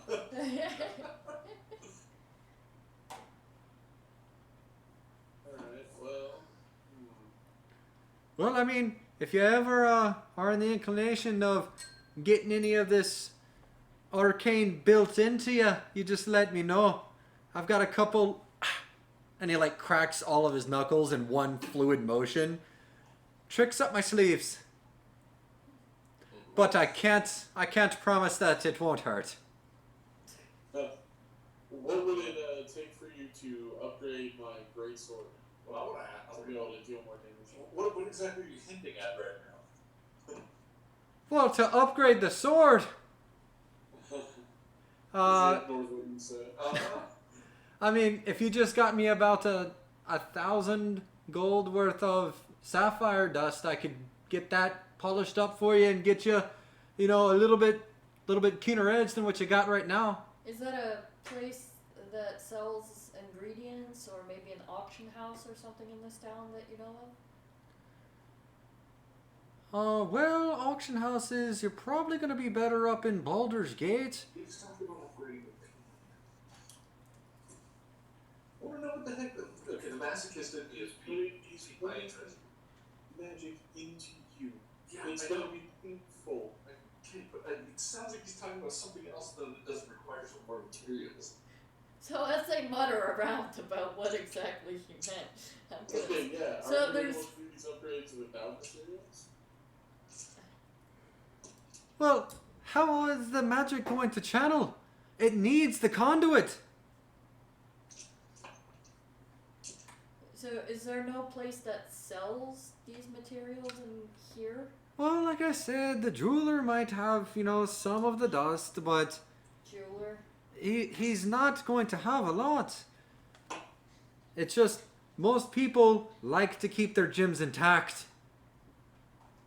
So trying to find one that is willing to just bust their gems down into dust, and then another that there is enough of the damn gems to make the dust. You see why I don't have very many people asking for it. True. Yeah, I Hey, can we see got that. some gems from Lady Mondath. I wrote down that we had gems. What kind of gems were those? Oh no, we had gems worth so much gold. We just split up the gold on it. Oh, They weren't anything other than just. Well, they were gems. Like, they were actual gems, a mix of emeralds, sapphires, rubies, and diamonds. It's just their total worth, like if you were to sell the whole bag of it, was X amount. So you basically Yeah. just split up the amount of so gems. they were too little and small and stuff. Yeah, it was like Yeah, 40 gold worth or something like that. It wasn't a 120 lot. gold worth. But yeah, we split it up. 120, yeah. Yeah, because normally diamonds are a little more substantially priced than that. Okay, well, damn it. Okay, well, thank you, Boblin the Mystic. Oh, anytime, anytime. The bottle of the leprechaun. I heard that! I didn't care that you did. Ignore him. He had a rough week too. Oh, you're so nice. So you guys exit his shop. Where do you go from here? I don't know where else to go. Uh, we- Tending to my eggs. We can go to the tavern. Yeah, I want to head back to the tavern and see if maybe the bartenders heard of or seen Leosin. Plus, that's where Tom should still be drinking. Yeah, plus we need to make sure Tom isn't like wrecking the place. Yeah, because that really depends on if I get drunk or not. Because I'm gonna add this in there. If I get like drunk, I will completely stop speaking common. Tree. So I'm just putting this out there. If I get drunk, I'm gonna stop speaking common. Okay, roll a Constitution saving throw. Okay. Oh, 8. You're drunk. I stopped speaking common and I'm now speaking Elven. I'm also trying to. Gibberish. Oh yeah, gibberish. Well, to anyone who can't speak Elven, yes, it sounds like gibberish. 1 to 2 word sentences. Yeah, 1 to 2 word sentences in Elven. And I'm going to continue drinking. Okay. Alright. So you guys start making your way back to a pair of black antlers. And when you walk in, there's Tom being a little bit louder than he normally is when he seems to be really enjoying himself. Oh no, is he drunk? I think he's drunk. Okay. Who's gonna carry him back? No, That probably might be a me. team Are effort. you gonna have to carry him back? I go over to Tom and go, hey, you having a good time with Dad? I'm gonna hit him with the mug I have. I'm gonna hit him with the mug of ale I have. Okay, so he starts to swing his mug of ale at you. What do you do? I dodge out of the way, like make sure he doesn't hit me with it. And go, and pat him on the shoulder. Okay, big guy, calm down. Maybe slow down a little bit. Okay, so Tom, roll an attack roll at disadvantage because you're drunk, and Nico, roll a dexterity saving throw Make sure at you're advantage. rolling a D20, I am rolling a d20, and why does now I roll the good? I rolled well now. So attack So roll dexterity saving throw? disadvantage. Yes. Okay, I rolled So- a 20. Do I add anything on it? Because I got a 13. No, you would just add whatever that is. So a 13? Yeah. 13. So it comes by, but you expected this kind of response. This is Tom. So as soon as the mug starts coming by you, you nimbly just, all right, so then you continue. Yeah. Alright, big guy. Hey, man. I'm gonna start chanting Slow down, "fight" in man. Elvish. So he's chanting now. Is that a good sign or bad? I lean into the bartender and I go, hey, can you start watering down his ale? He kind of scares me. We're with him. We'll keep him under control. Just start to water it down a little bit so we can sober him up. Okay. I'll help you. Do I notice if the ale gets any weaker? Of course not. You're Of drunk. course not. Roll a wisdom check at disadvantage. Natural 20, natural 21. So I get wisdom check. Oh yeah, it's a -1. So I got an 8. Tastes great to you. All right. Well, I'm going to continue drinking. While chanting, fighting Yes. Elvish. Yes. I look around the bar. Do I notice anybody of note in the bar or in the town? You look around and, I mean, you see a couple people wearing the, standard armor of the Paladins of Torm. None of them seem, super familiar to you. You look around, there's a couple people who look to be, workers, but nobody particularly interesting, at least not right now. It is starting to become dusk, so, I mean, maybe in a couple hours it'll be more interesting. Who knows? Okay. Then I asked the bartender if he's heard of the monk Leosin, and ask if he knows maybe where he's been. Don't know anyone by that name, sorry. And no one's come in recently. Well, I mean, people come in all the time. This is a bar. I mean, good point. I just didn't know if maybe he asked for directions or help from you or anything like that. Well, if he did, he never gave a name. Alright. Does the captain come in here often? Well, the captain's all about keeping everyone in good spirits. If you can't tell, he likes his ale, he likes a good fight, and he's been known to be pretty good on a horse as well. Does he ever seem kind of off, like he's hiding something?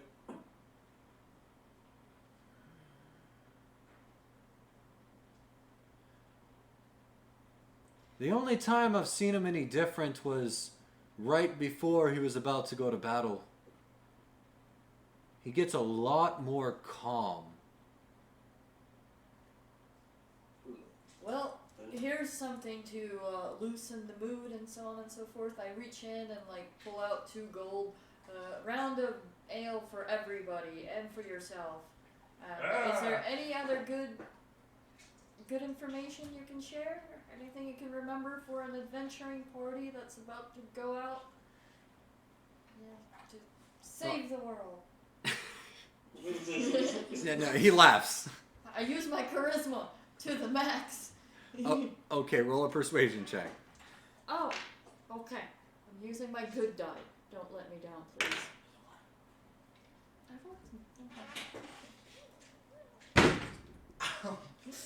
There's a Instant table. Karma. Wow, are you alright? I'm fine. Is the table open? Yeah, that's a good question. Okay, so Unsure. So 14. I'm just straight charisma. Oh, it was persuasion. Well, that's still the same. Okay. 14. Well, thank you. And then he starts handing out ale, and as he's handing out the ale to you guys, completely oblivious to the fact that he's supposed to be watering it down because you gave him 2 gold for some ale. Well, that's for the entire tavern, by the way. Oh. 20 rounds for like everyone. Oh, okay. Then in that case, he calls over another one of his helpers, and they start pouring out bars. You hear cheers from everyone. Roar! Making friends. Great. And he's like, well, we did just have a large group come by the city about a 10-day ago. Seemed pretty nice travelers, didn't really cause any problems, just sort of came and went. Looked like maybe they had a noble with them, always on one of those palanquins. Were they elven? No. Okay, just checking. Are there any like empty tables or anything I could like squat? Cause I'm drunk and I want to work out. Tom. I mean, all the tables have people at them with their beers. Yeah, not everybody's got a beer. So, you most certainly can try. Is there any like vacant heavy objects that I probably wouldn't get yelled at to lift? Only Nico. Probably. I asked the bartender to describe the group that came through, like what they looked like, what they were wearing, if they had any noticeable symbols, banners, anything like that with them. Well, the only thing that really stood out was that one of them was being carried around on one of those palanquins. You know how the nobles are. They don't ever want to get their feet dirty.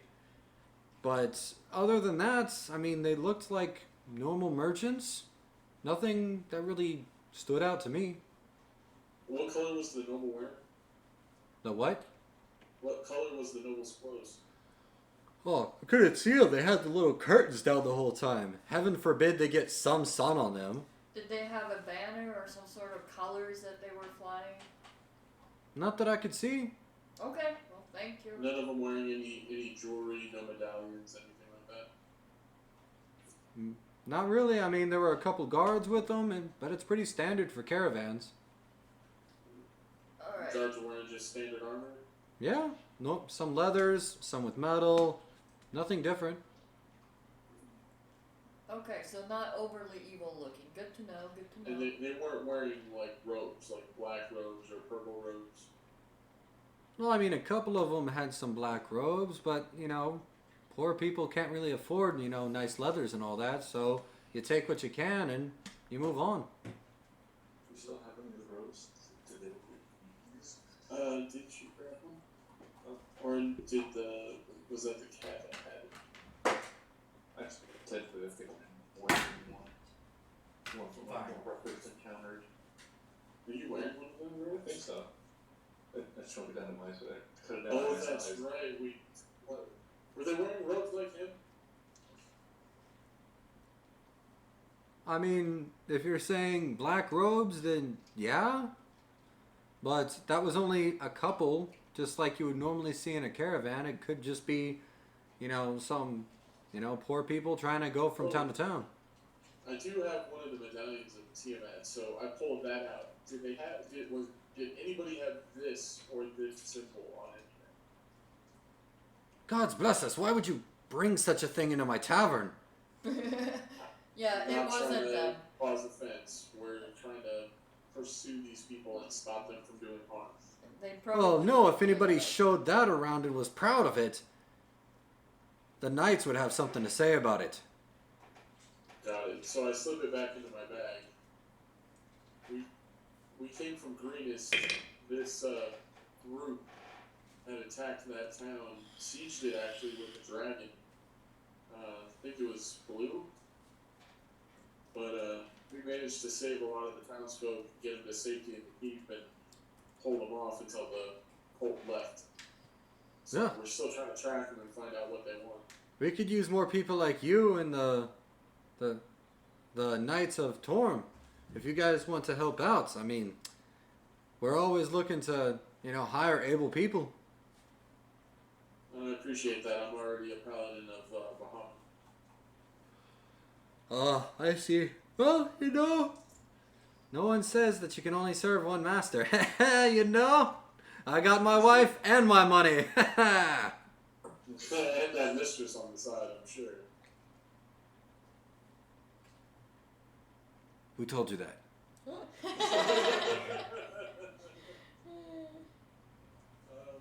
one. I was joking, but good to know. Yeah, I didn't believe me, did you? All right. Well, enjoy your beer. I'm gonna continue drinking. For not telling your wife about that mistress, right? Oh, he's already walked off. Oh, okay. Yeah, okay. Okay, so some decent information. Merchant Guild, but the cult hasn't been up through here. We should tell his wife about the mistress. She deserves to know the truth. She's fine. Are you sure? Yeah, That's a different kind of evil. Carried around on a freaking thing. You said that was the second time they've been mentioned? Oh, they were mentioned by the mage. That's right. Well, that's the most recent thing that's happened in this town, it sounds like, is that group that came. That was 10 days ago. Well, must not get much traffic through here. It's not a huge town. It's one of the larger ones. We'll see. We might run into them if we go in the same direction. Yeah, did he tell us which direction they were going? We can probably ask some of the guards. They'll know. Yeah, that's a good point. Alright, you said it's later in the evening now? Yeah, it's starting to get later in the evening, and you were told by Ornthar that, you probably, he'll meet up with you at the barracks tonight, so. And my body let's reformed go ahead back and to tell him 17 and hit start points. heading toward the barracks. That's half? I tell him that I have ale with me and, basically grab the barrel that he had on his horse.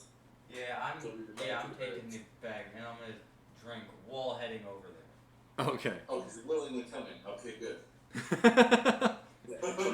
We sobered him up just enough to realize, I want more ale, I'll follow you. So my next plan is to the area that they cleared out and go show top the trees. So you guys get back. You switch back to your personal stock of ale. Go ahead and roll a Constitution saving throw. Okay.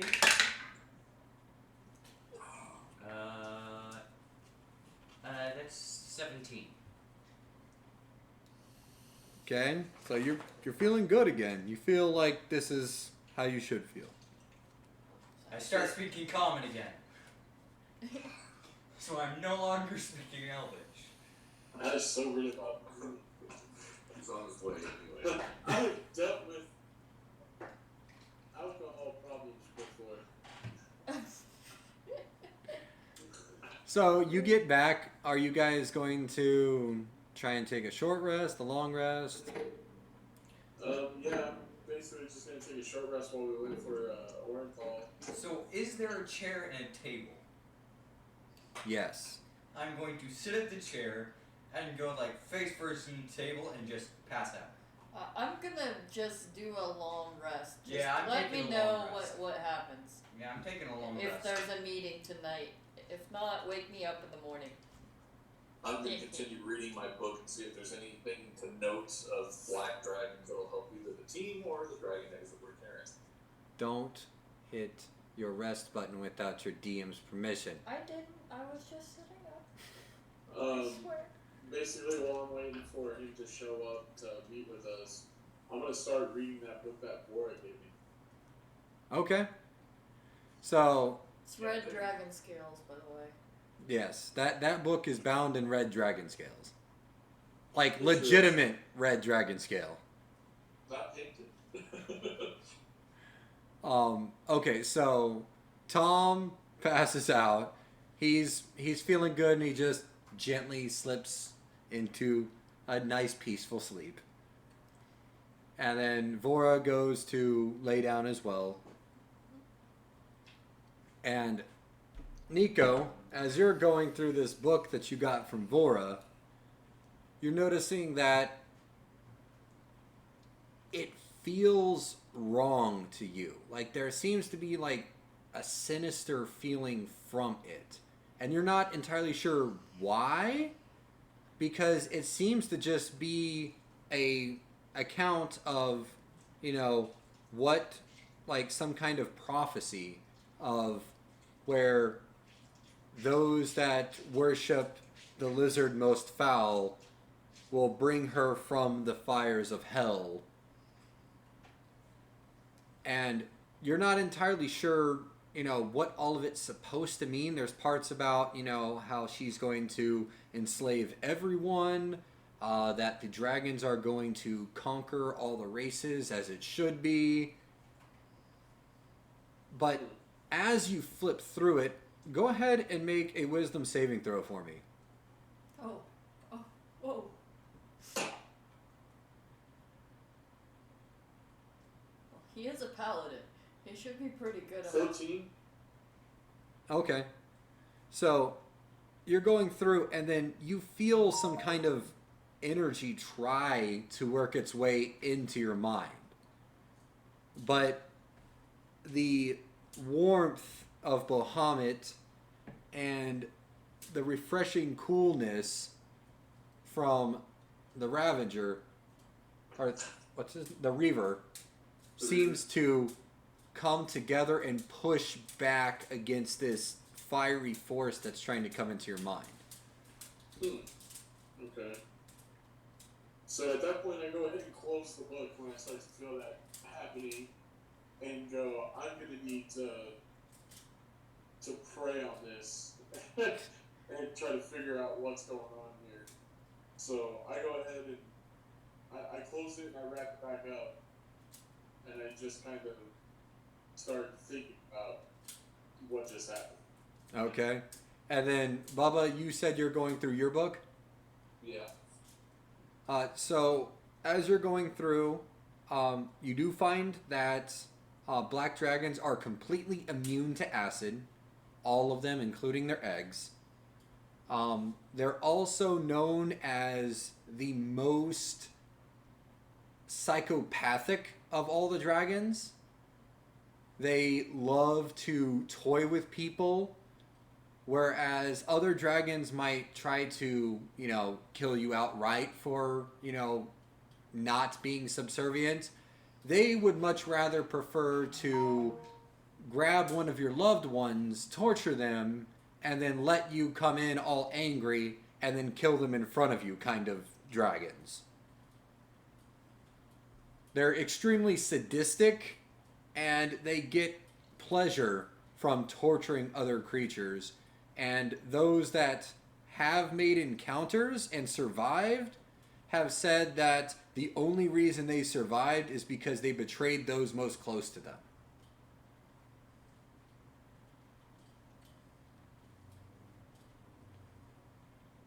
Getting more and more bleak as I learn. I think they're going to be worth the gold. Yeah, I think you're gonna have to. No, then we have to find someone that can buy them. I'm gonna continue reading this book, but without finding kind of redeeming qualities, that's what I'm gonna lean more toward too. So you spend the next couple hours going through the book, and it just gets worse. There is not a single good story to be found about black dragons anywhere in this book.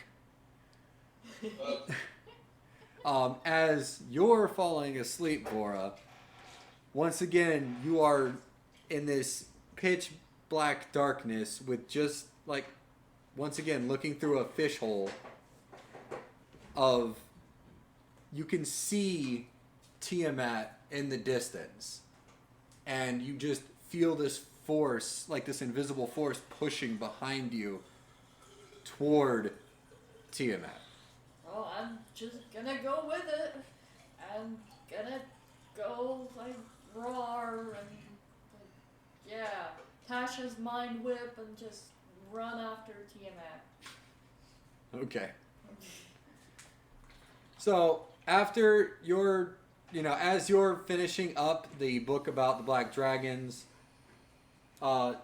Nico, are you actually like using any spells like commune or anything like that that help you converse with your deity?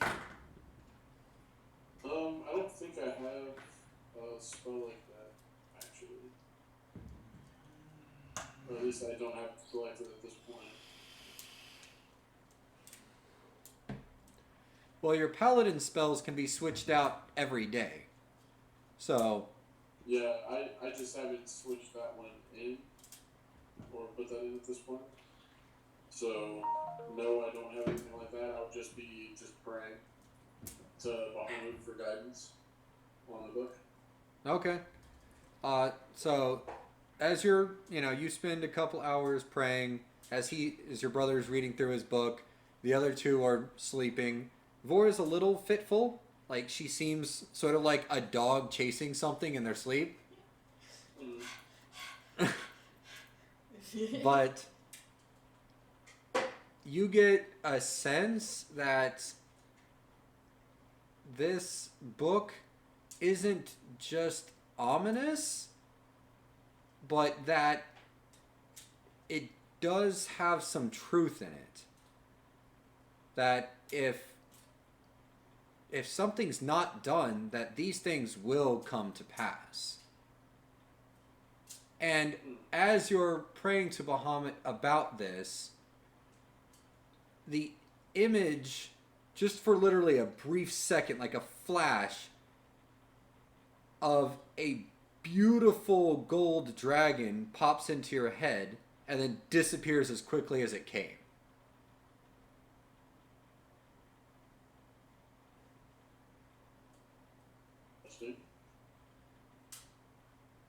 The gold dragon. Yes.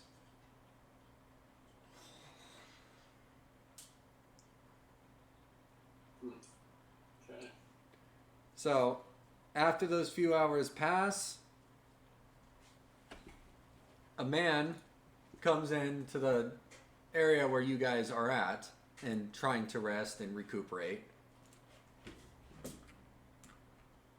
And Fume Squire shows you, or Fume Squire runs in and says that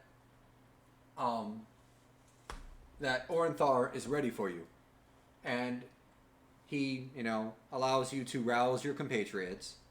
And Fume Squire shows you to a private space off the tavern's common room and closes the door when he leaves. Waiting for you in the room are the broad-shouldered human paladin, the monk Leosin, and many pitchers of dark red wine. The paladin's face wears a serious expression, unlike its usual open countenance. My friends, we have important business to discuss. At this point, you know almost as much as we do, and thanks to you, we know twice as much today as we did a 10-day ago. Something rotten is afoot. We have no formal organization to oppose these rascals. Not yet, anyway. We're working on that, and we need people like you who know how and when to fight, and how and when to keep their heads down and observe. We can't promise you anything except long days filled with danger and stress. But what could be better than that, eh? I'm gonna grab a pitcher of wine and chug it. Okay, make 2 Constitution saving throws. Okay. I'm gonna just stand there and nod. 11. 18 and 11.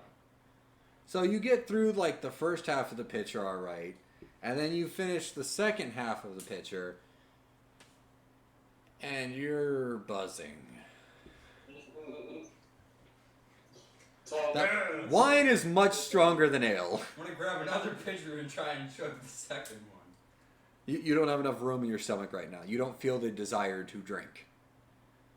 I'm just gonna sit in the corner. I'm no longer to speak in common.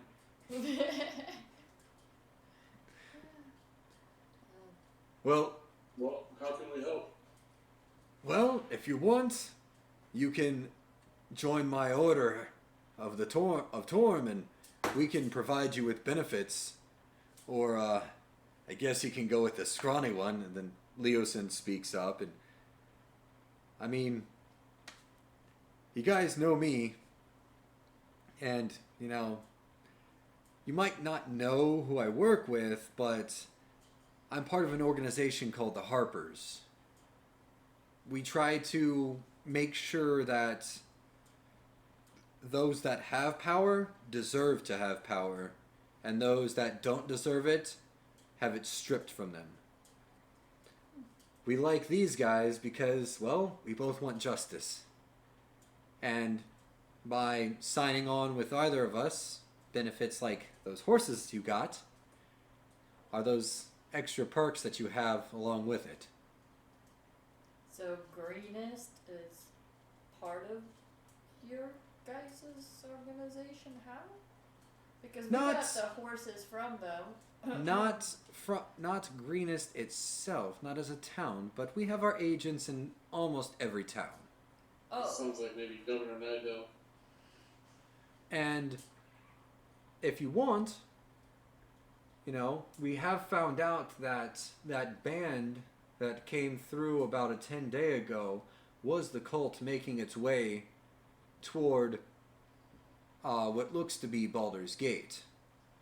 Based off of the documents you provided, we were able to track their movements better, and we're certain now that it was them, but they have a 10-day head start on us.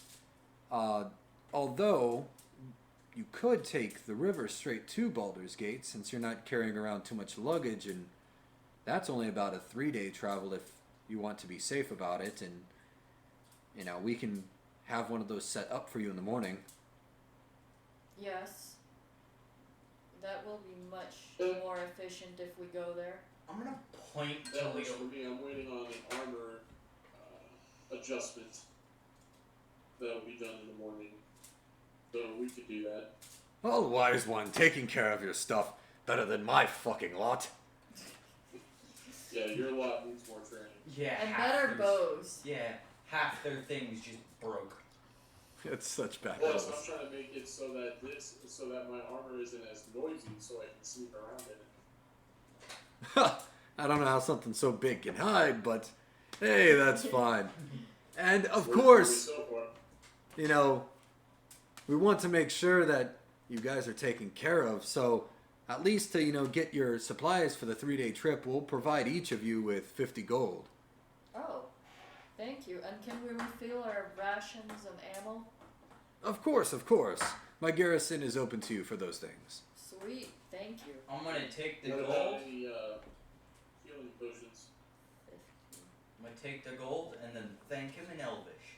Then he like looks back to his lieutenant and then just points. His lieutenant walks out of the room. Then comes back in a few moments later with 2 standard healing potions and 1 greater healing potion. Nice. I'm gonna hand those to Vora just because I'm, starting to get a little burdened on my backpack. Alright, so how many of them? So 2 normal healing potions of health and then 1 greater potion of health. And then I'm gonna go ahead and ask him about the plate mail. What do you ask him? So you offered any of the armor, anything that was in the garrison to us, that was at our disposal. There was a full set of plate mail there that I was curious if I was welcome to, in the sense of I would then take it to a blacksmith and just have the symbol on it changed to Bahamut, who is my patron. Well, how would you feel if I scratched off your holy symbol and put mine? Well, if I was the one offering the armor to you, it would be your honor to do with as you please. Well, that was supposed to entice you to join us. I appreciate the offer, but I still have my patron. I respect that. A man of integrity. We need more of you like that around here. I'm gonna That's what a paladin's supposed to be. damn straight. So Then how about- he starts drinking. I'm gonna point to Leosin and say in Elvish that I don't know who you are. I mean, Don't mind him, Leosin. He's with us. He looks at you and responds in perfect Elvish. I strike up a conversation in Elvish. It's very simple conversation, like you're speaking to an ogre, but Yeah, he responds to you. But I've heard of you.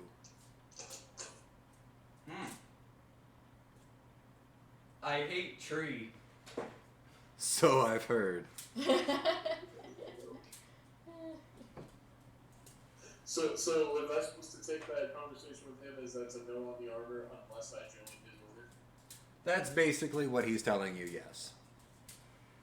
Well, that's kind of a shady way of trying to get me in there. Hey, apparently they're light and they need more people and they're willing to offer great bonuses. That's an amazing bonus. I just don't want to join another order. You know what I mean? Like, I've already got Bahamut, and then I've got the freaking Reaver to get me to do stuff for him, too. So, damn, that'd be nice to have. Be back up to an 18 AC again. Yeah, well, I mean, you know, you could possibly find some plate mail that you can buy. Yeah, Well, but I think we need to looking at make it, some the money nails before applied is that. about 1,500 gold pieces. Yeah. Yeah, that's what I'm saying. I'm gonna have to wait. I'm gonna have to just deal with my 17 for now. The plate mail is a custom job. When we get to Baldur's Gate, though, we can see if we can sell the dragon eggs. Got a bigger town than one we're currently in. Baldur's Gate is like a city. Okay, good. Yeah. Baldur's Gate is probably the It's second. probably the most well-known D&D city. Yeah. Considering they made games off of Baldur's Gate. Outside of probably Neverwinter, it's probably the biggest city. Okay, yeah.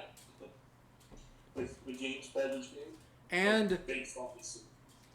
And you guys are also told by Leosin that, according to the documents and the information that they were given, that the cult plans on going to Baldur's Gate and then continuing to move north toward Neverwinter. Okay.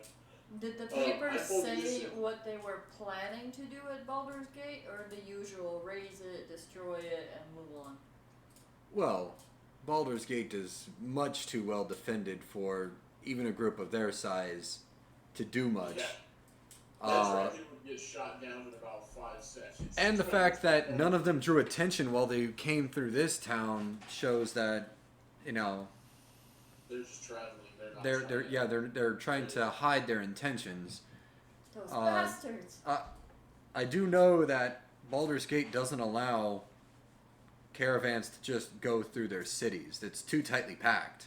So normally merchants will bring stuff up to Baldur's Gate. It's a huge trading hub.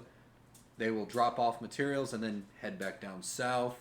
Others that need to continue north, it's normally just too much work to move things off of their carts and then have porters carry it through town to the north side and then load them back up on carts. So they'll sell merchandise at the south end, buy more merchandise at the north end, load it up, and continue going.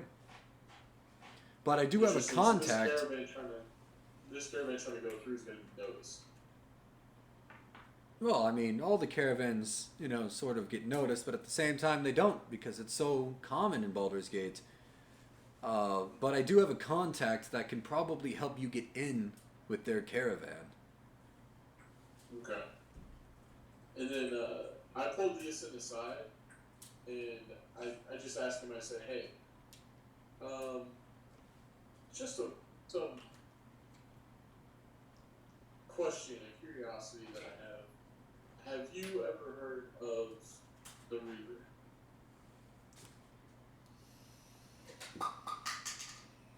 Well, this is the same one I told you about when we were in Greenest? Yes. Like, do you know more about him than what you told me? I mean, me? No.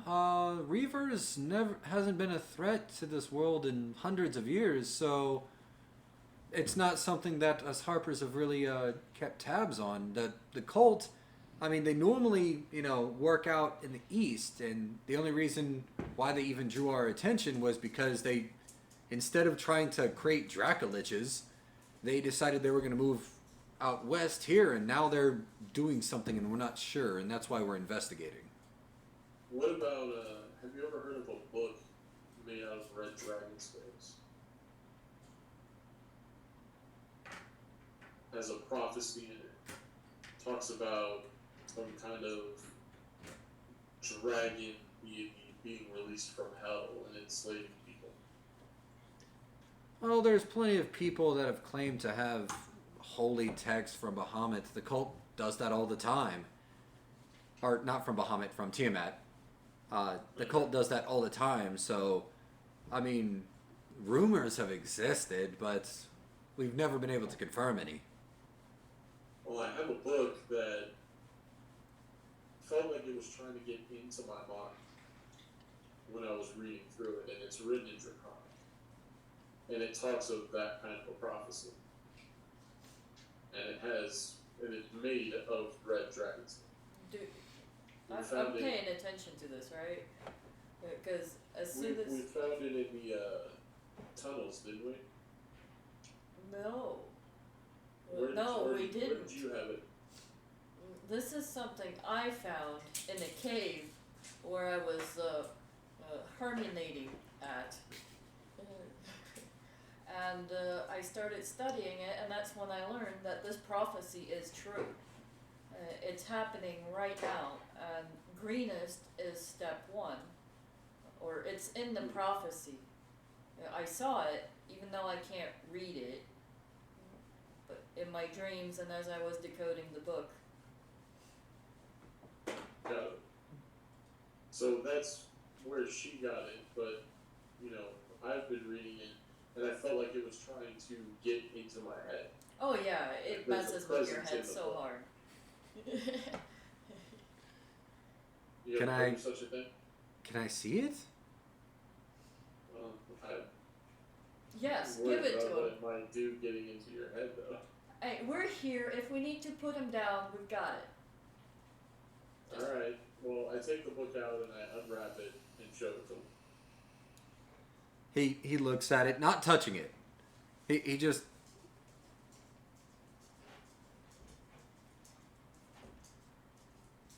And then he pulls out a dagger, and then with the back end of it, taps it. It's truly made of dragon. And you said that it was trying to get into your mind when you touched it, or when you were As I reading was it? reading it. Then he sort of flips open the cover with the dagger. Tries to flip through a couple pages. Isn't trying to read it, just sort of looking at the markings. Well, I'm not Do I trained in notice it trying Draconic. to reach out to him or anything? No, it doesn't seem to be doing anything that you can notice. Okay.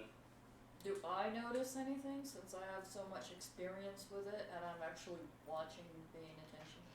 Well, as many times as you've tried to read this book, you get the sense that unless somebody's physically in contact with it and reading it, that it doesn't seem to do anything. Okay, alright. I say that. Hey, from all my study, you have to be touching it and reading it. Why do you think I'm Got using this? it. Good. I probably should have warned you, Nico. Sorry about that. I was Well, just... that's good to know now. I was just so used to messing with it, I didn't think of it at the time. Sorry about that. No, makes sense. Makes a lot of sense.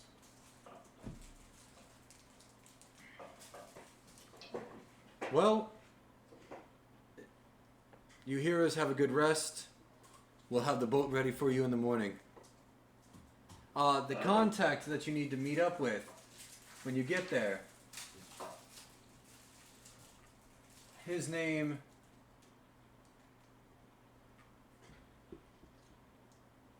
is Celebon. Cinnamon? Celebon. Cinnabon. Selebon.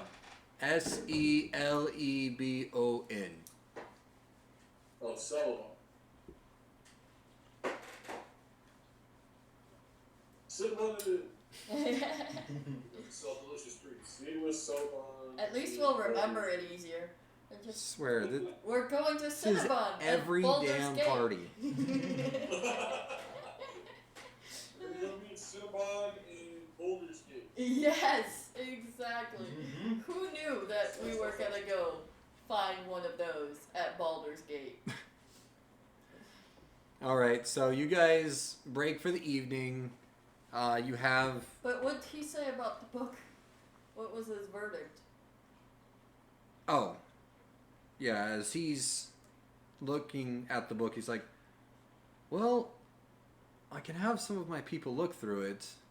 We can put some wards to protect the mind to make sure that this doesn't affect people the way you say it affects them. Make sure they're wearing gloves. But I mean, we would love to study it. Would you be willing to give it up? Well, the problem is, whatever prophecy that's in here, I truly believe it's real. And I'm thinking we might need this to try to stop it. So I don't know that I can leave it with you guys to study it. I just didn't know if you knew anything about it. Well, if you want to keep it, that's fine. Just be careful. Dark magics like these are insidious. Well, maybe I can have Vora hold it for me while I read it. This way, neither of us is being affected by it. Fine, I guess I can mess with it again. Or you could set the book Well, down. if you're not the one reading it, and I'm not the one touching it, then it's not going to do anything, right? Though we might just be better off leaving it with some professional scholars, and then coming back to ask them some questions, if they're willing. Because the prophecy If you there think we is don't need to keep it with us. complicated. Well, It's, Celebon is a contact of the Harpers. so they That's have in all Baldur's Gate. So Cinnabon is a contact of the Harpers. So keep us updated on what you find, Okay. and then we can leave it with you. Is that possible? Yes. Yeah, let's leave it with you, and then just if you discover anything from it while we're traveling Baldur's Gate, message Sullivan to tell us. Send him an email. Caw-caw, Okay. caw-caw. And then, like, he gently takes it from you and then wraps it back up in the leathers. Like, we'll make sure that we figure out what's really hidden in these texts. Good. Just please be careful. I don't know what its intention is if it were to take someone over. Oh yeah, it gave me permanent nightmares, and then basically, yeah, it was bad. So be careful with it. Yeah. As you say. And then he puts, like, he takes it and it's already wrapped, but then he puts it into a sack, then wraps it, and then puts it into his bag. Right, just to be safe. Just to be Good. safe. Good. Well, we'll have the boat ready for you in the morning. Okay, we'll see you in the morning. Let's go get some sleep, guys. Sounds good. Yeah, sounds And I good. think the long rest it is. Yep. Now you can all have a long rest. I'm going to pass out immediately. Me too. Okay. And we're getting toward... Huh? Can I press the button? Yes. It is a long rest now. Okay. So all your spells, hit points, all that good stuff comes back. Yay! I'm not at 17 hit points anymore. I'm not at 39 hit points anymore. Jesus. I'm at 39 hit points again. So, How many hit points do you have? I have 53 hit points maximum. Jesus. I have a constitution of 20. he's a brick! Yeah. With the intelligence of one. And yet, I'm the one that took out 40% of the paladins when we fought. Hey, I tried to throw my great axe at him multiple That was your times. problem. Did not work as I intended. What was the name of that mage again that we saw? Oh, his name was Boblin Boblin the Mystic. Right. Boblin the Mystic. I hate Boblin the Leprechaun. You know what? Yeah, he's leprechaun. And then the Who's armor Leprechaun? dude was Yeah, he's a Leprechaun. the armor dude was Jacob. Jacob the Armor, yeah. I'm trying to be responsible and take notes and stuff for the Were party. Woohoo! Ella, was it Ellisville? Or the town? The one you're in right now? Elthorel. Elthorel. Elthorel. Yeah. And there's a river that's right next to Elthorel that runs straight into Baldur's Gate. So that's the river we're going to be taking. Yep. Meaning Sweet. we're going to fight things on the water and have to worry about drowning. Yay! I need like Oh, 4 no. more casks of ale if I'm going on water. Hey, if we're fighting something, we're pulling over. I mean, you can. It'll be your own private boat. Fudge that drowning shit. Okay, I'm gonna go back to that guy again. See if he has any magic items or anything. Gotcha. So, I'm going to call it here for tonight, since it's a nice lull. And I think the next part is where you guys are going to have a lot of fun, because there's going to be a lot of different things happening, and you're also going to have... Huh? We're going to fight the magic card. You're going to have a lot of time in between events. Like, it's been pretty fast-paced for you guys. Yeah, it's been a long week. Yeah.